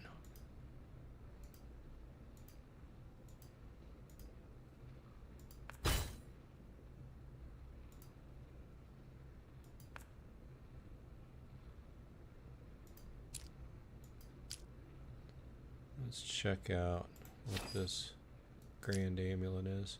Elemental Resistance 4. I don't think it's worth 3 slots.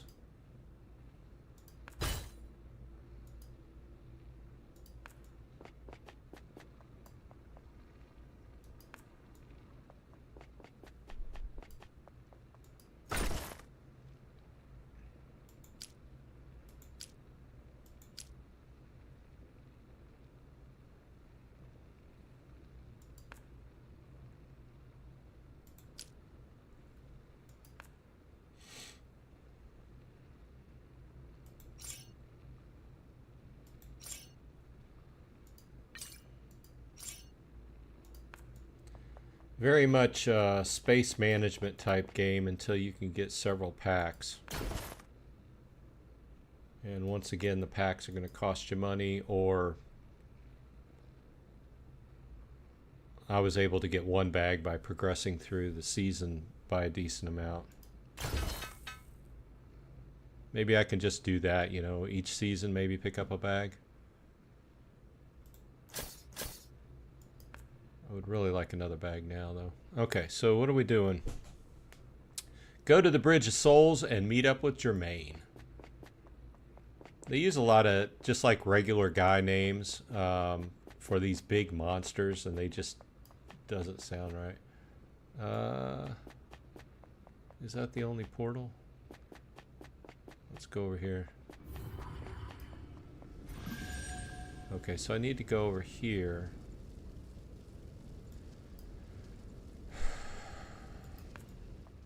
Let's go back through the portal I made.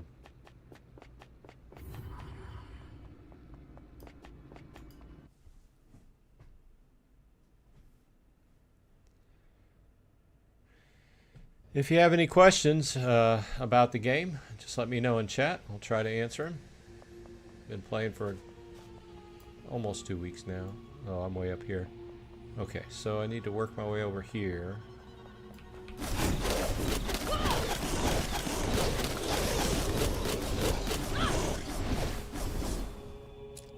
This is a new Web3 game on the BNB and Ethereum blockchains.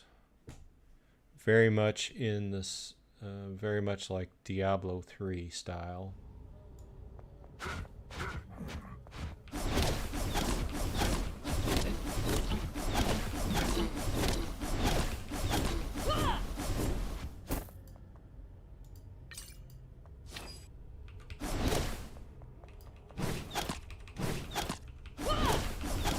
That is a lot of fire.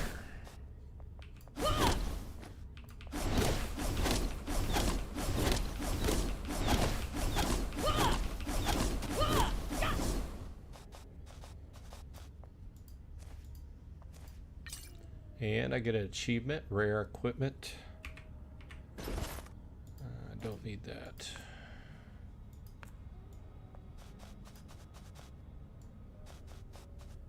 Okay.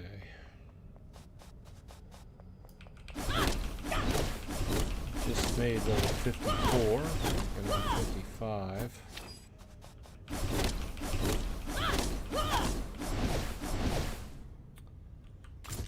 Running a Valkyrie with a Javelin shield build, primarily using AoE skills.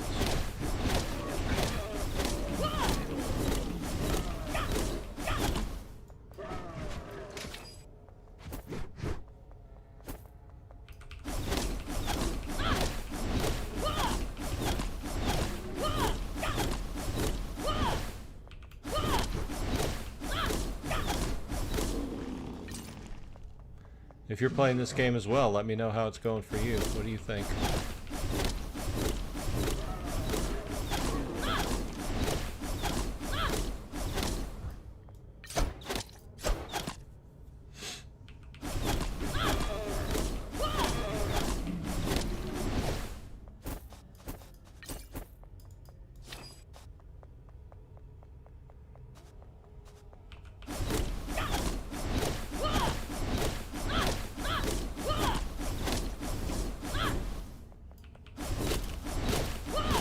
Soul Keeper.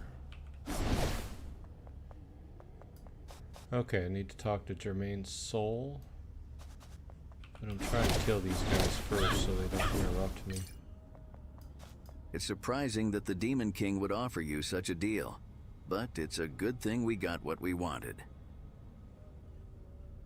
Yes, the crown of the undead can only be worn by the undead, and when I wear it, I can maintain an area around me that makes one immune to soulstorm damage. That's nice. Your soul will be lost in a million agonizing burns from the storm. Believe me, it's the most painful death I've ever seen.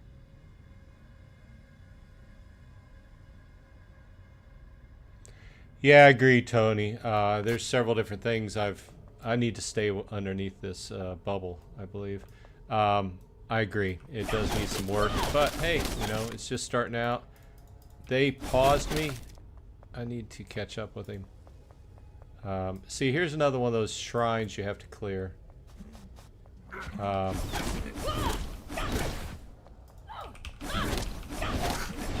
don't know if I'm going to start losing life because I'm not underneath his bubble. It doesn't look like it. Oh, you know what? The debuffs are stacking up. Why can I not move? I cannot move. See all those debuffs stacking up? Come on, let me out. This is making me mad. Oh, they're immortal. I can't kill them off. Okay, I'll go back up here then.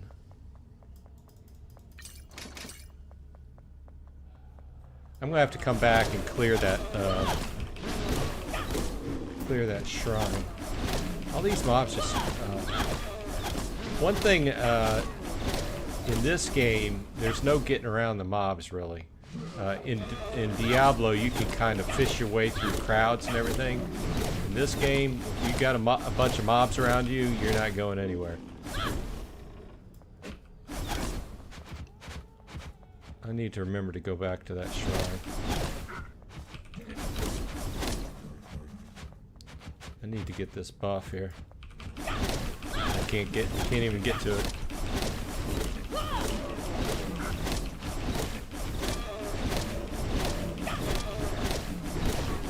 But I think you're on the mark, Tony. There's several things that I've called out that I just think need adjusting, you know. Need work to fine-tune everything. Okay, this is good. He's stopping. He's waiting for me.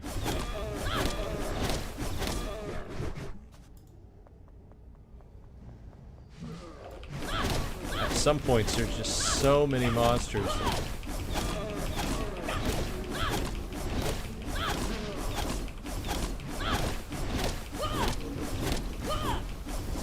At first, when he was talking, I was thinking that I was going to start taking a bunch of damage unless I stayed underneath that shield, but apparently not.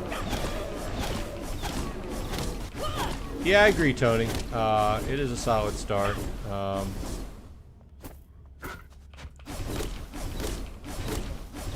And with agile development as it is, you know, we can probably expect things to change, especially since this is just the first season, right?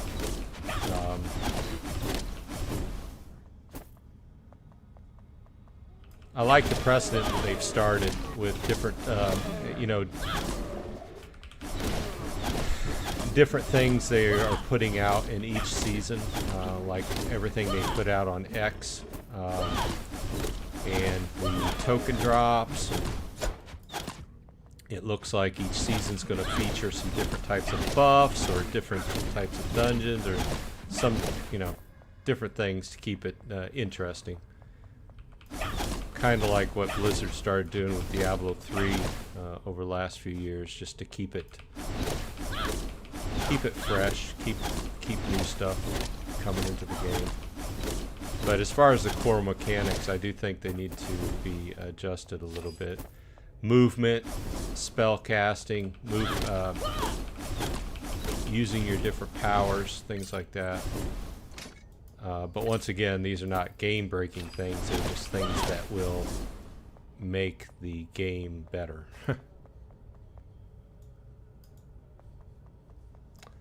Okay, here's a portal. No, I don't want to go anywhere.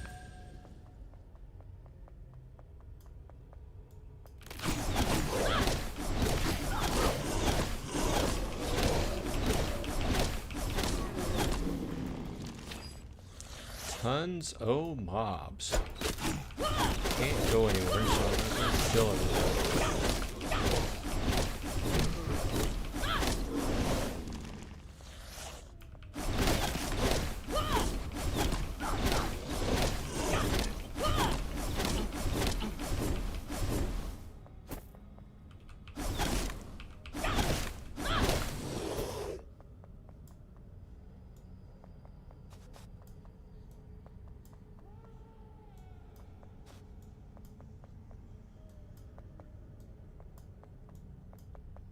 I think this class is pretty solid. Haven't really had a problem with it other than the, like I had said originally, with the one power that is basically a straightforward thrust. Very powerful, and I end up using it on boss mobs, but it's kind of hard. It's one of those things that needs to be ironed out a little bit, the timing of it. It's hard to, in other words, you press the button and then there's a delay of the power going off. And then by the time you hit the delay, sometimes the monsters are on the other side of you and it goes off and you're just stabbing into air.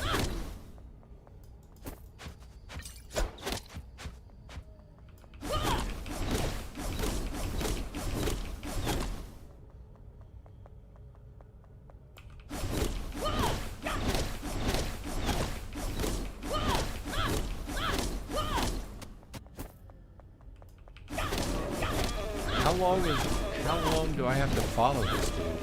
Where's he lead me to?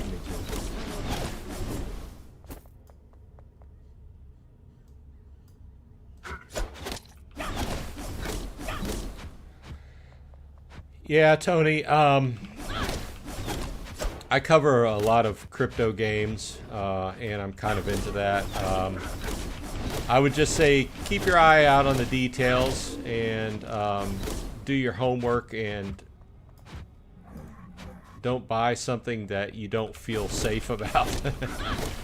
Some stuff might be fine, but there's also obviously, I think the game has a certain amount of the gotcha game type mentality going, where they're going to try to sell you everything. And also some of the crypto parts of it might end up costing you more than what you're going to get back out of it, if you know what I mean. So I think it really bears, you know, looking into a lot before you actually put money into it. I always do, you know, I look at everything from every different angle before I decide to put any money into a game. We've crossed the Bridge of Souls, but it looks like this is as far as I can send you. The dissipation came sooner than I thought. I always thought I was a fairly tough soul, but I have to say the weight of this crown is and a lot of these games I really treat as games and not really as financial investments. So a lot of these games, is it possible to make a little bit of money on? Yeah. But it's also possible to lose a bunch of money on them too. Kind of like going to the casino, you know. The crown must be driven by the power of the soul. But in my opinion, this is the price we should pay as long as it can help you. And a lot of these games are also abused by... there is no way I can continue to give you a ride. You know, anybody who... Noah is sleeping in the middle of the wharf of the departed. There's a game that is made and you can make money off of it. There's going to be people that abuse it out there. So, and also with these games, a lot of times at the very beginning, items are very expensive. Like you look on the market now, and a lot of these NFTs are like $1,000, $2,000. And then over time, more of these NFTs get introduced into the system and the price just slides, you know. So there's a lot of things to look at. So okay, I need to find the Lord of the Dead sealed in the Wharf of the Departed. How much junk do I have? Do I need to clean out? I'm doing good. I need to get rid of all this just regular stuff.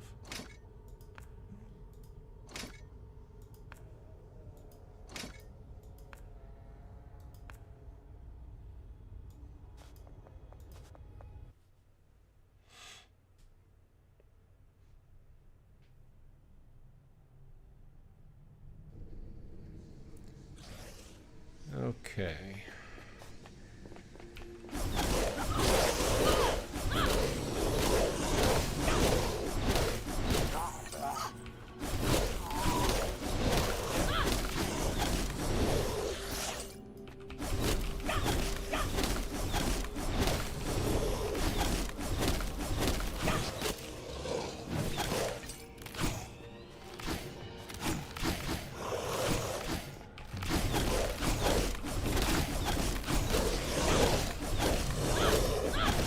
Yeah, I enjoyed Path of Exile as well too.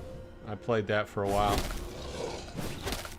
There was like a couple years there where I kind of went back and forth between Diablo 3 and Path of Exile. I'd play each for a couple months and then switch over.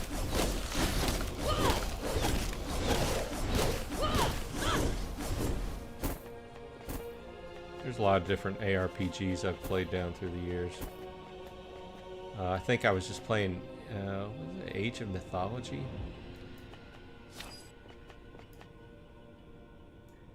It was pretty fun too. Sometimes whenever I don't have anything to do, I'm trying to look for some game I haven't played in a while, dig back through my Steam library, dig out something old to play.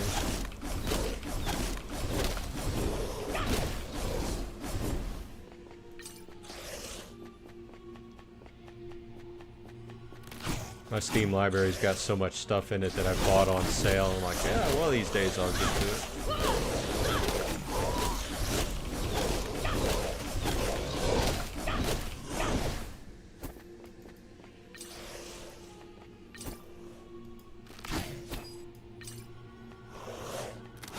Come on, guys, come down here. I need some more experience.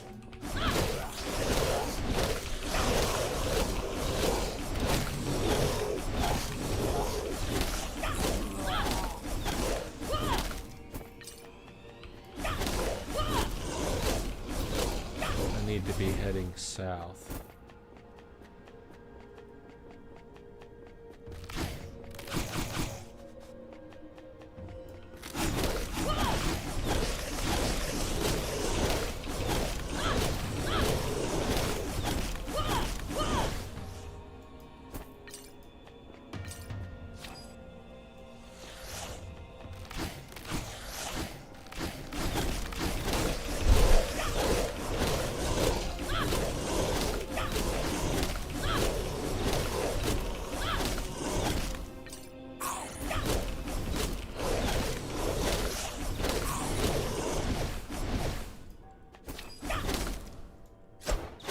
I want to make a video about that new announcement by the creators, CCP Games, the creators of EVE Online, but they put out one of those videos that sometimes these game makers do, and it just like the video didn't have like hardly any information in it.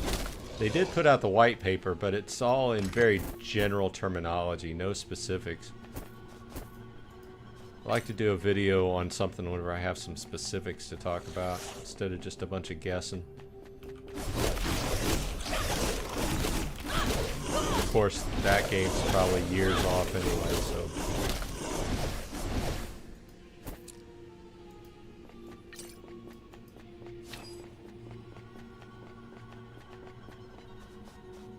Come on over here.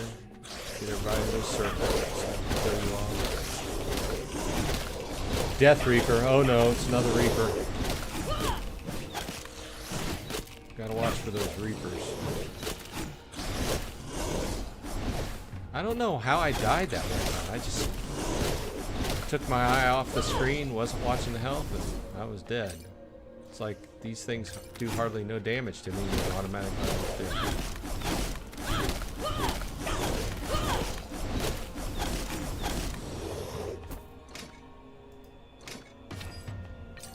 Okay, which way do I need to head?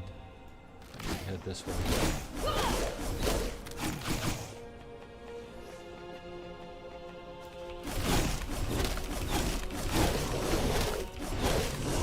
Nice.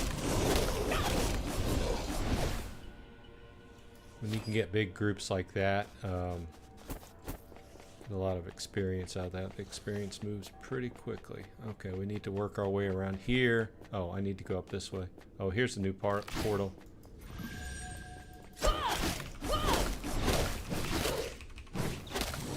Do I need to empty it out? Yeah, I'm doing okay. That second bag really helped out.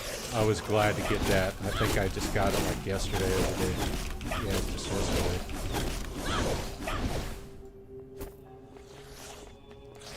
Okay, go around. We need to clear all these out and then tackle whatever's in the middle there. I always clear the outside. This is like something that a habit I got into. Start playing if you ever saw what EverQuest is, I played EverQuest back in the day. Standard strategy, you always wanted to clear a big swath around whatever your main target was. Otherwise, when you got the main boss, you would end up getting surrounded at the same time, and you didn't want that. Okay, let's talk to this dude, Lord of the Dead. Okay, let me take a drink, because I know this is probably going to be a big fight.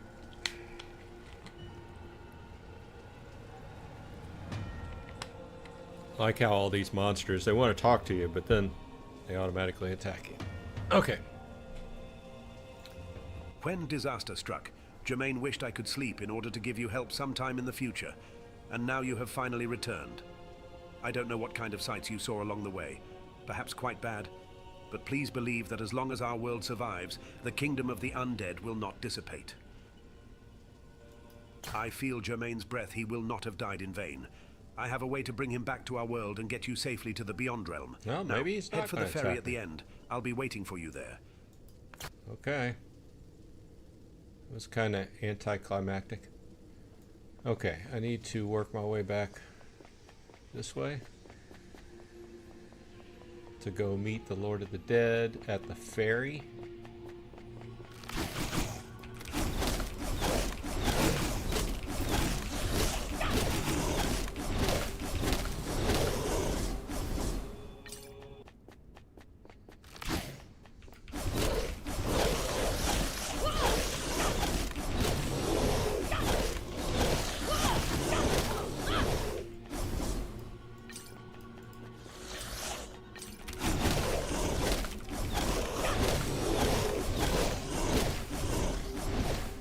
If you're just now joining, we are playing Seraph Into Darkness. Currently in Act 9.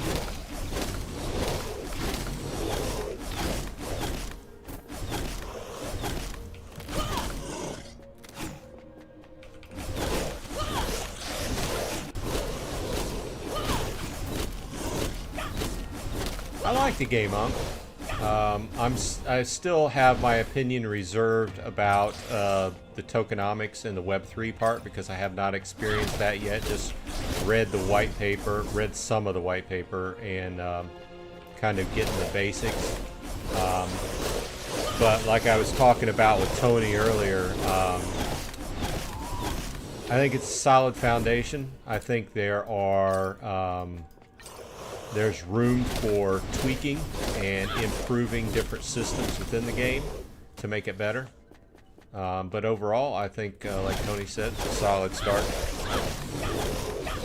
I think that if you like ARPGs, it's definitely worth a try. Definitely. Well, there are a few different manners that it promises to earn. The basic mechanic is make your way through the game to end game. Let me jump over here.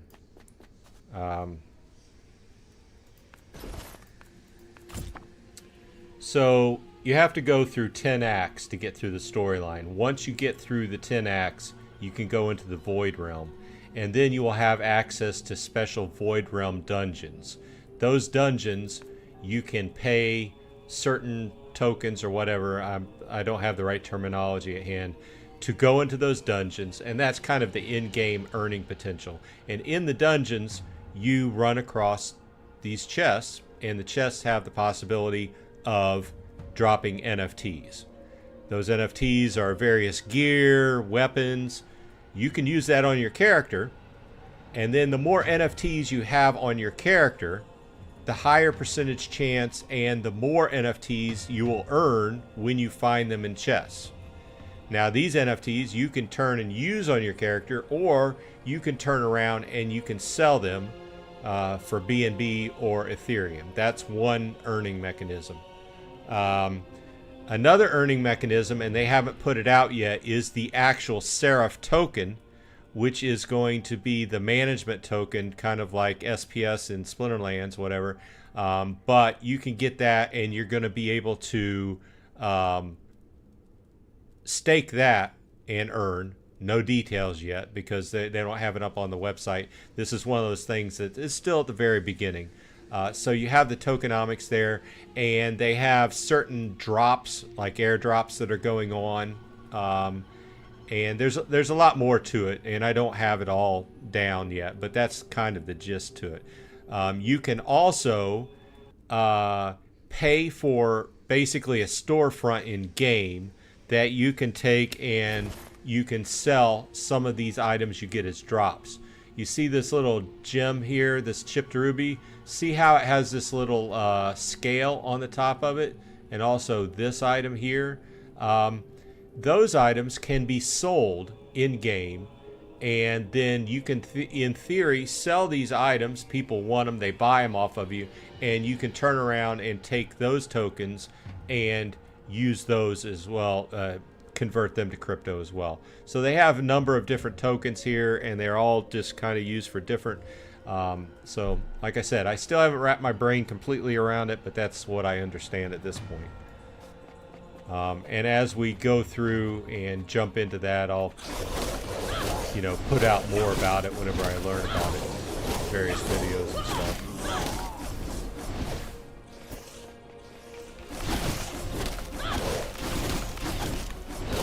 But overall, I'm playing it because I'm having fun. So, I mean, I played a good deal of Web3 games, and this is pretty clean and straightforward and fun to play compared to a lot of them.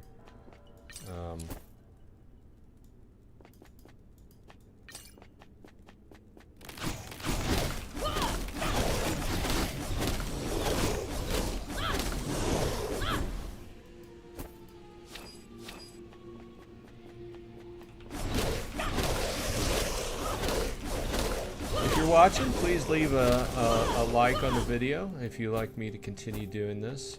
Like I said, I'm working my way towards end game so I can comment better on the Web3 part of this. Also, if you're new, if you want to keep getting these updates as far as when I drop videos, hit that subscribe. Appreciate it. Okay, is this one of those guys that killed me fast last time? Spectral Wizard. No, I don't think he is. The other guy was a Reaper. Can you play with a controller? I bet you probably could. I have, you know what? I can test it next time I play and get back to you on that. I have a 360 controller that I use, and I have have hooked up to my PC via Bluetooth, and I use it to play various games. Next time I play, I'll play with it and see if it works. But I bet you could if you're into controllers. I'm just much more adept at mouse and keyboard. But you know what? Oh, yeah.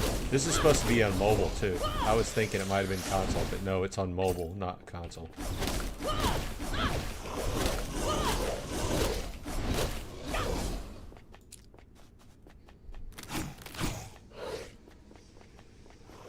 Oh, I'm going away from where I need to be. Not paying attention.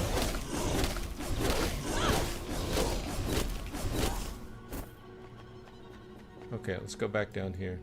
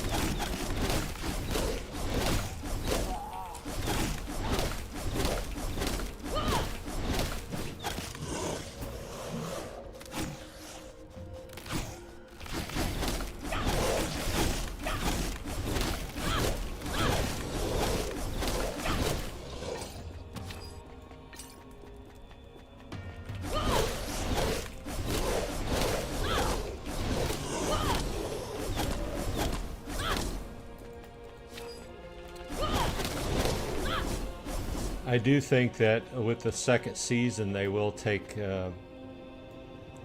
metrics from the first season and do adjustments. So I wouldn't surprise me if things got harder as far as the monsters and things like that. Okay, here's the Lord of the Dead on the River Styx. Icy shadow of the soul, heed my call and appear here in the starry river. Son of night, forsake the embrace of darkness and return to the home of the dead. Turn into a shadow of light, clad in frosty chains, and atone for your sins. The river of reincarnation is no longer your bondage is eternal duty. Though the shell is destroyed, the soul lives on. The lighthouse on the other shore shows me. Return, return. The last ferryman has left the kingdom of undead for good, and a new world is on the horizon. I think it's time we appointed a new ferryman. As the first customer of this ferryman, I wish you a satisfying experience. Okay, so I guess I need to go on the Ferry of the Damned, which is not necessarily a good thing. Take Germain's boat to the Beyond Realm.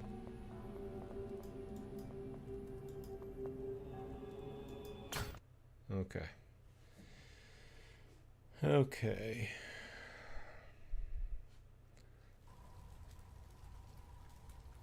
Talk to I never Germain. thought I'd one day become a ferryman of the River Styx. But if you're my first guest, then I guess the job isn't so bad. We have reached Beyond Realm. And if you move forward, you will enter an even more treacherous hell. Good luck to you, my friend. Okay, so I get a perfect gemstone out of this. This is pretty cool. Let me see here. What do I want? Accuracy on weapon, lightning damage, frost damage, or poison damage, or hit points on armor, magic points, or dexterity.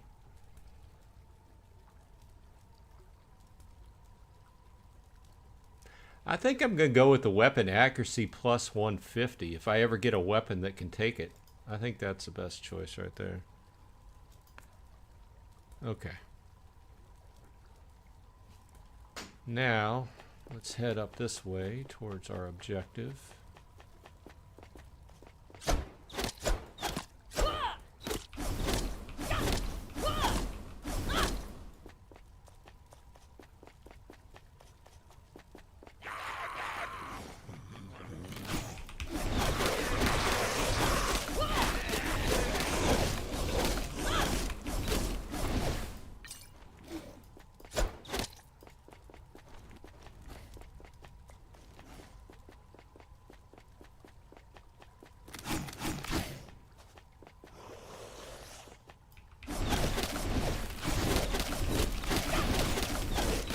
Well, this is shaped up to be pretty productive. There is going to be a certain amount of grinding to this. I forget. I think max level is 100. I'm not sure.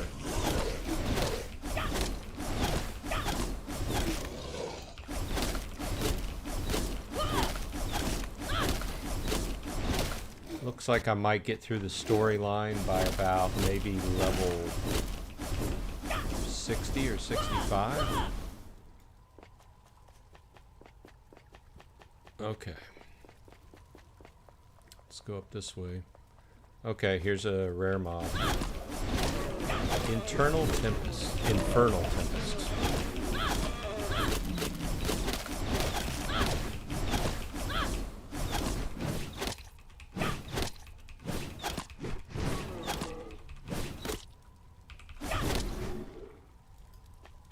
Okay.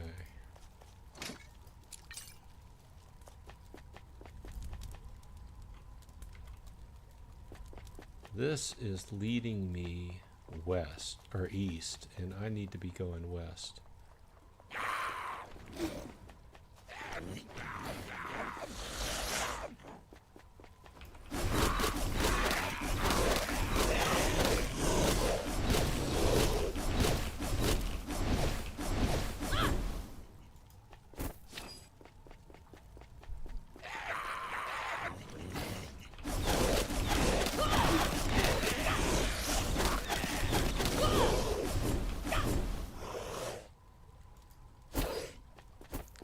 I've got to go back down here because some of these maps are very long and meandering, and you're trying to go west and you have to go way east.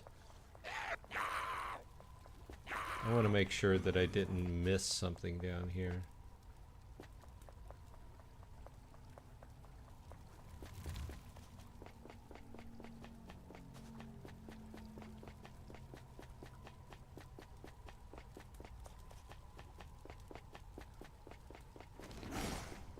I did not. So this is going to be one of those long meandering maps.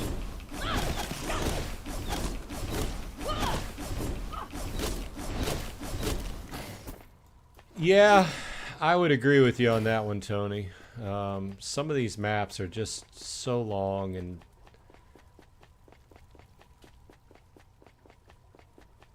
meandering. That's about the best way I can put it.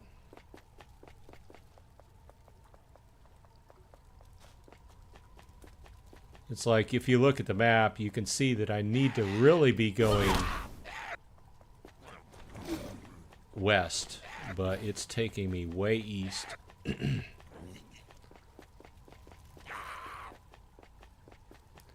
Let's get rid of all these monsters. Let's round them up. There's a chest down there. It's just a plain magic chest.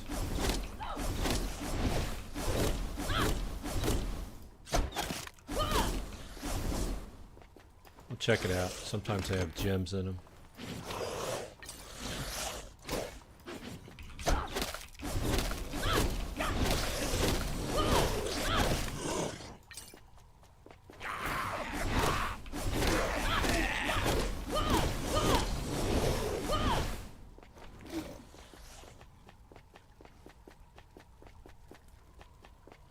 Oh, that just popped out of nowhere.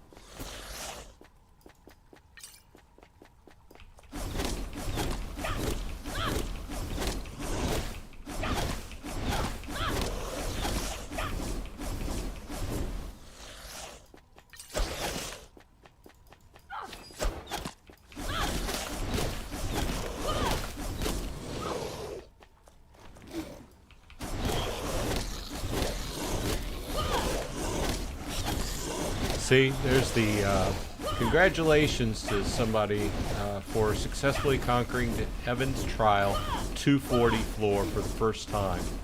So it's another one of those things very similar to like in Diablo, where you have to make your way through various levels. And as the levels go up and get harder, obviously the chance of better loot gets better.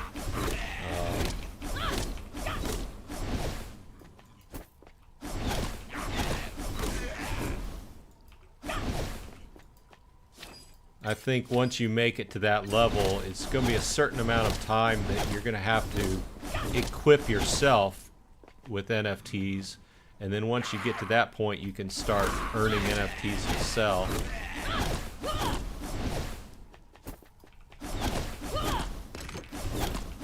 And of course, each NFT, if they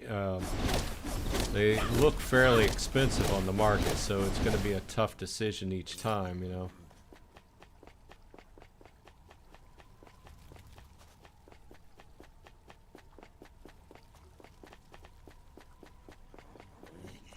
Unless your character can't use that NFT to start with, then it's like a no-brainer.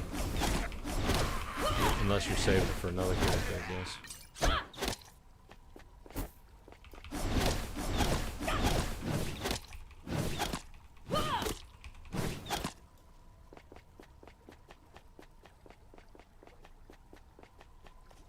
Oh, see, here's an experience shrine.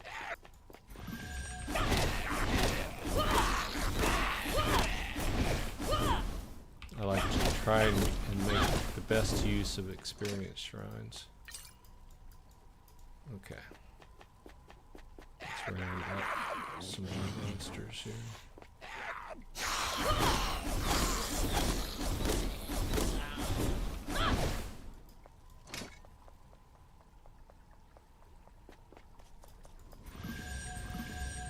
Oh, there's a named or a rare monster.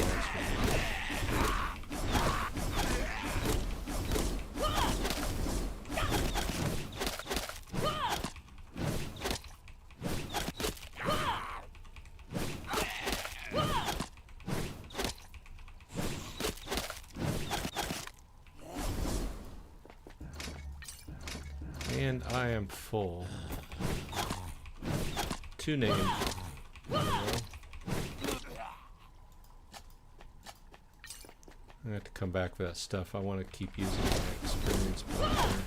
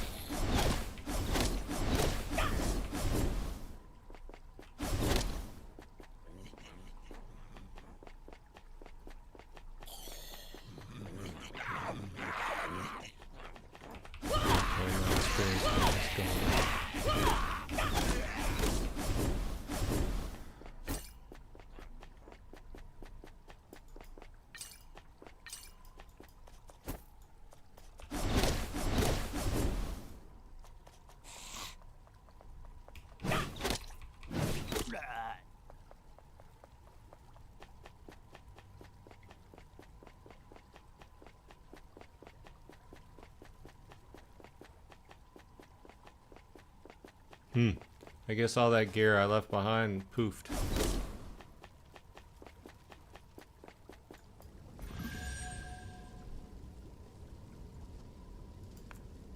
got to go empty out.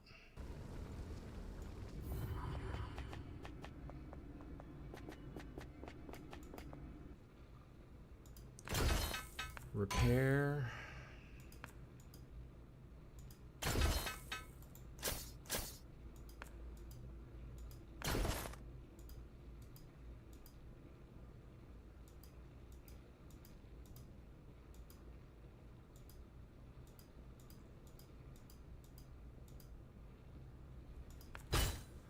Salvage a bunch of stuff.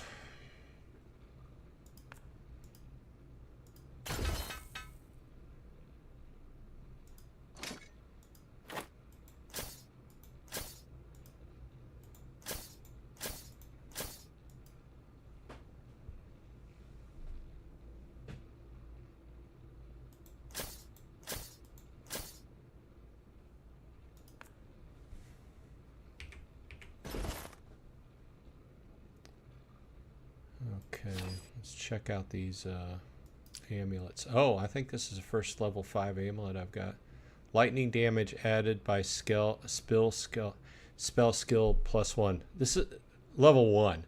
Okay, so this is another beef I have. Okay, so these drops are, the loot table is highly random.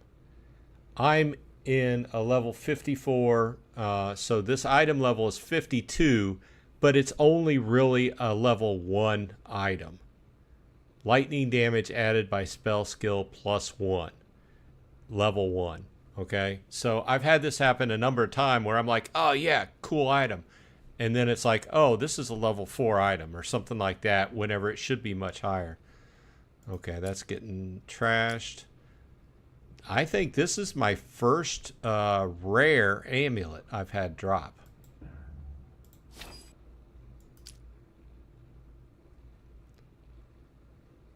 See, the item level is 56, but it only requires level 35 character to use it.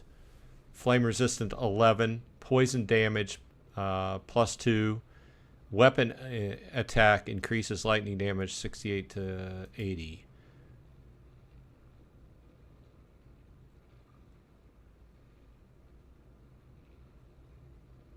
And I have one free slot here as well.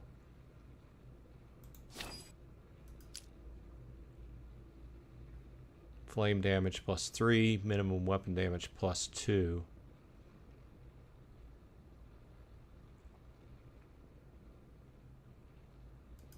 I think I'm going to get rid of that one. Move that down. Go ahead and slot this one.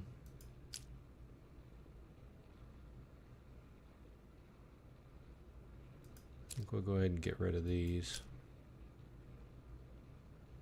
It's all a game of trying to fit it in here because they have varying sizes and trying to compare the stats depending upon what you think you need for your character.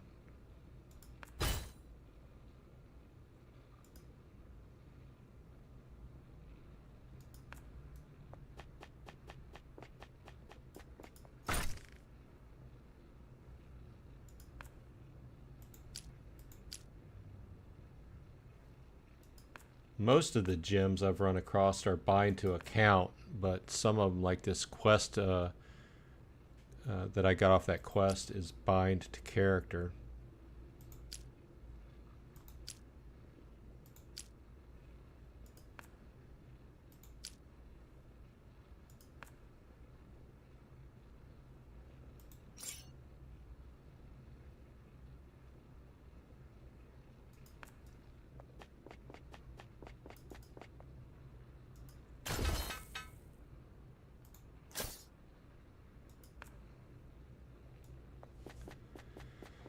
Okay, let's go on back and finish this part out.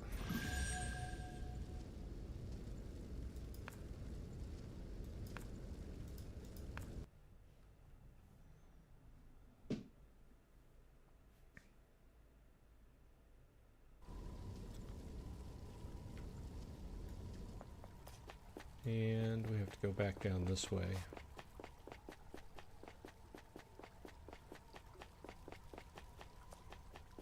Hey, it's almost 10:30. Yeah, it's a sign of a good game is whenever you lose time, right? Oh, here's another. I passed another season pass marker. Daily event. 20 pieces of equipment sold. That's good. You want to keep almost to the level 7.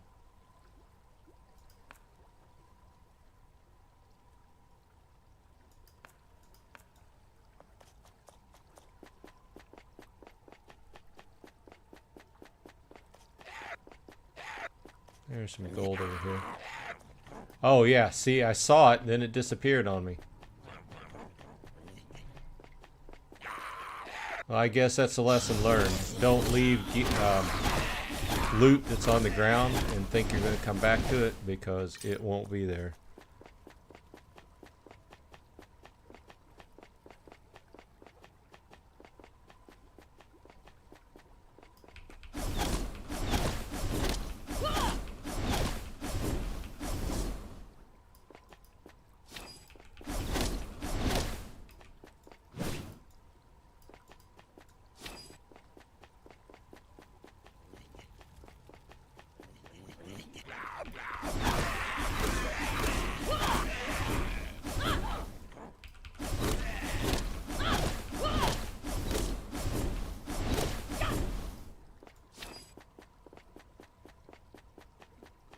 Okay. Ruined Bastion.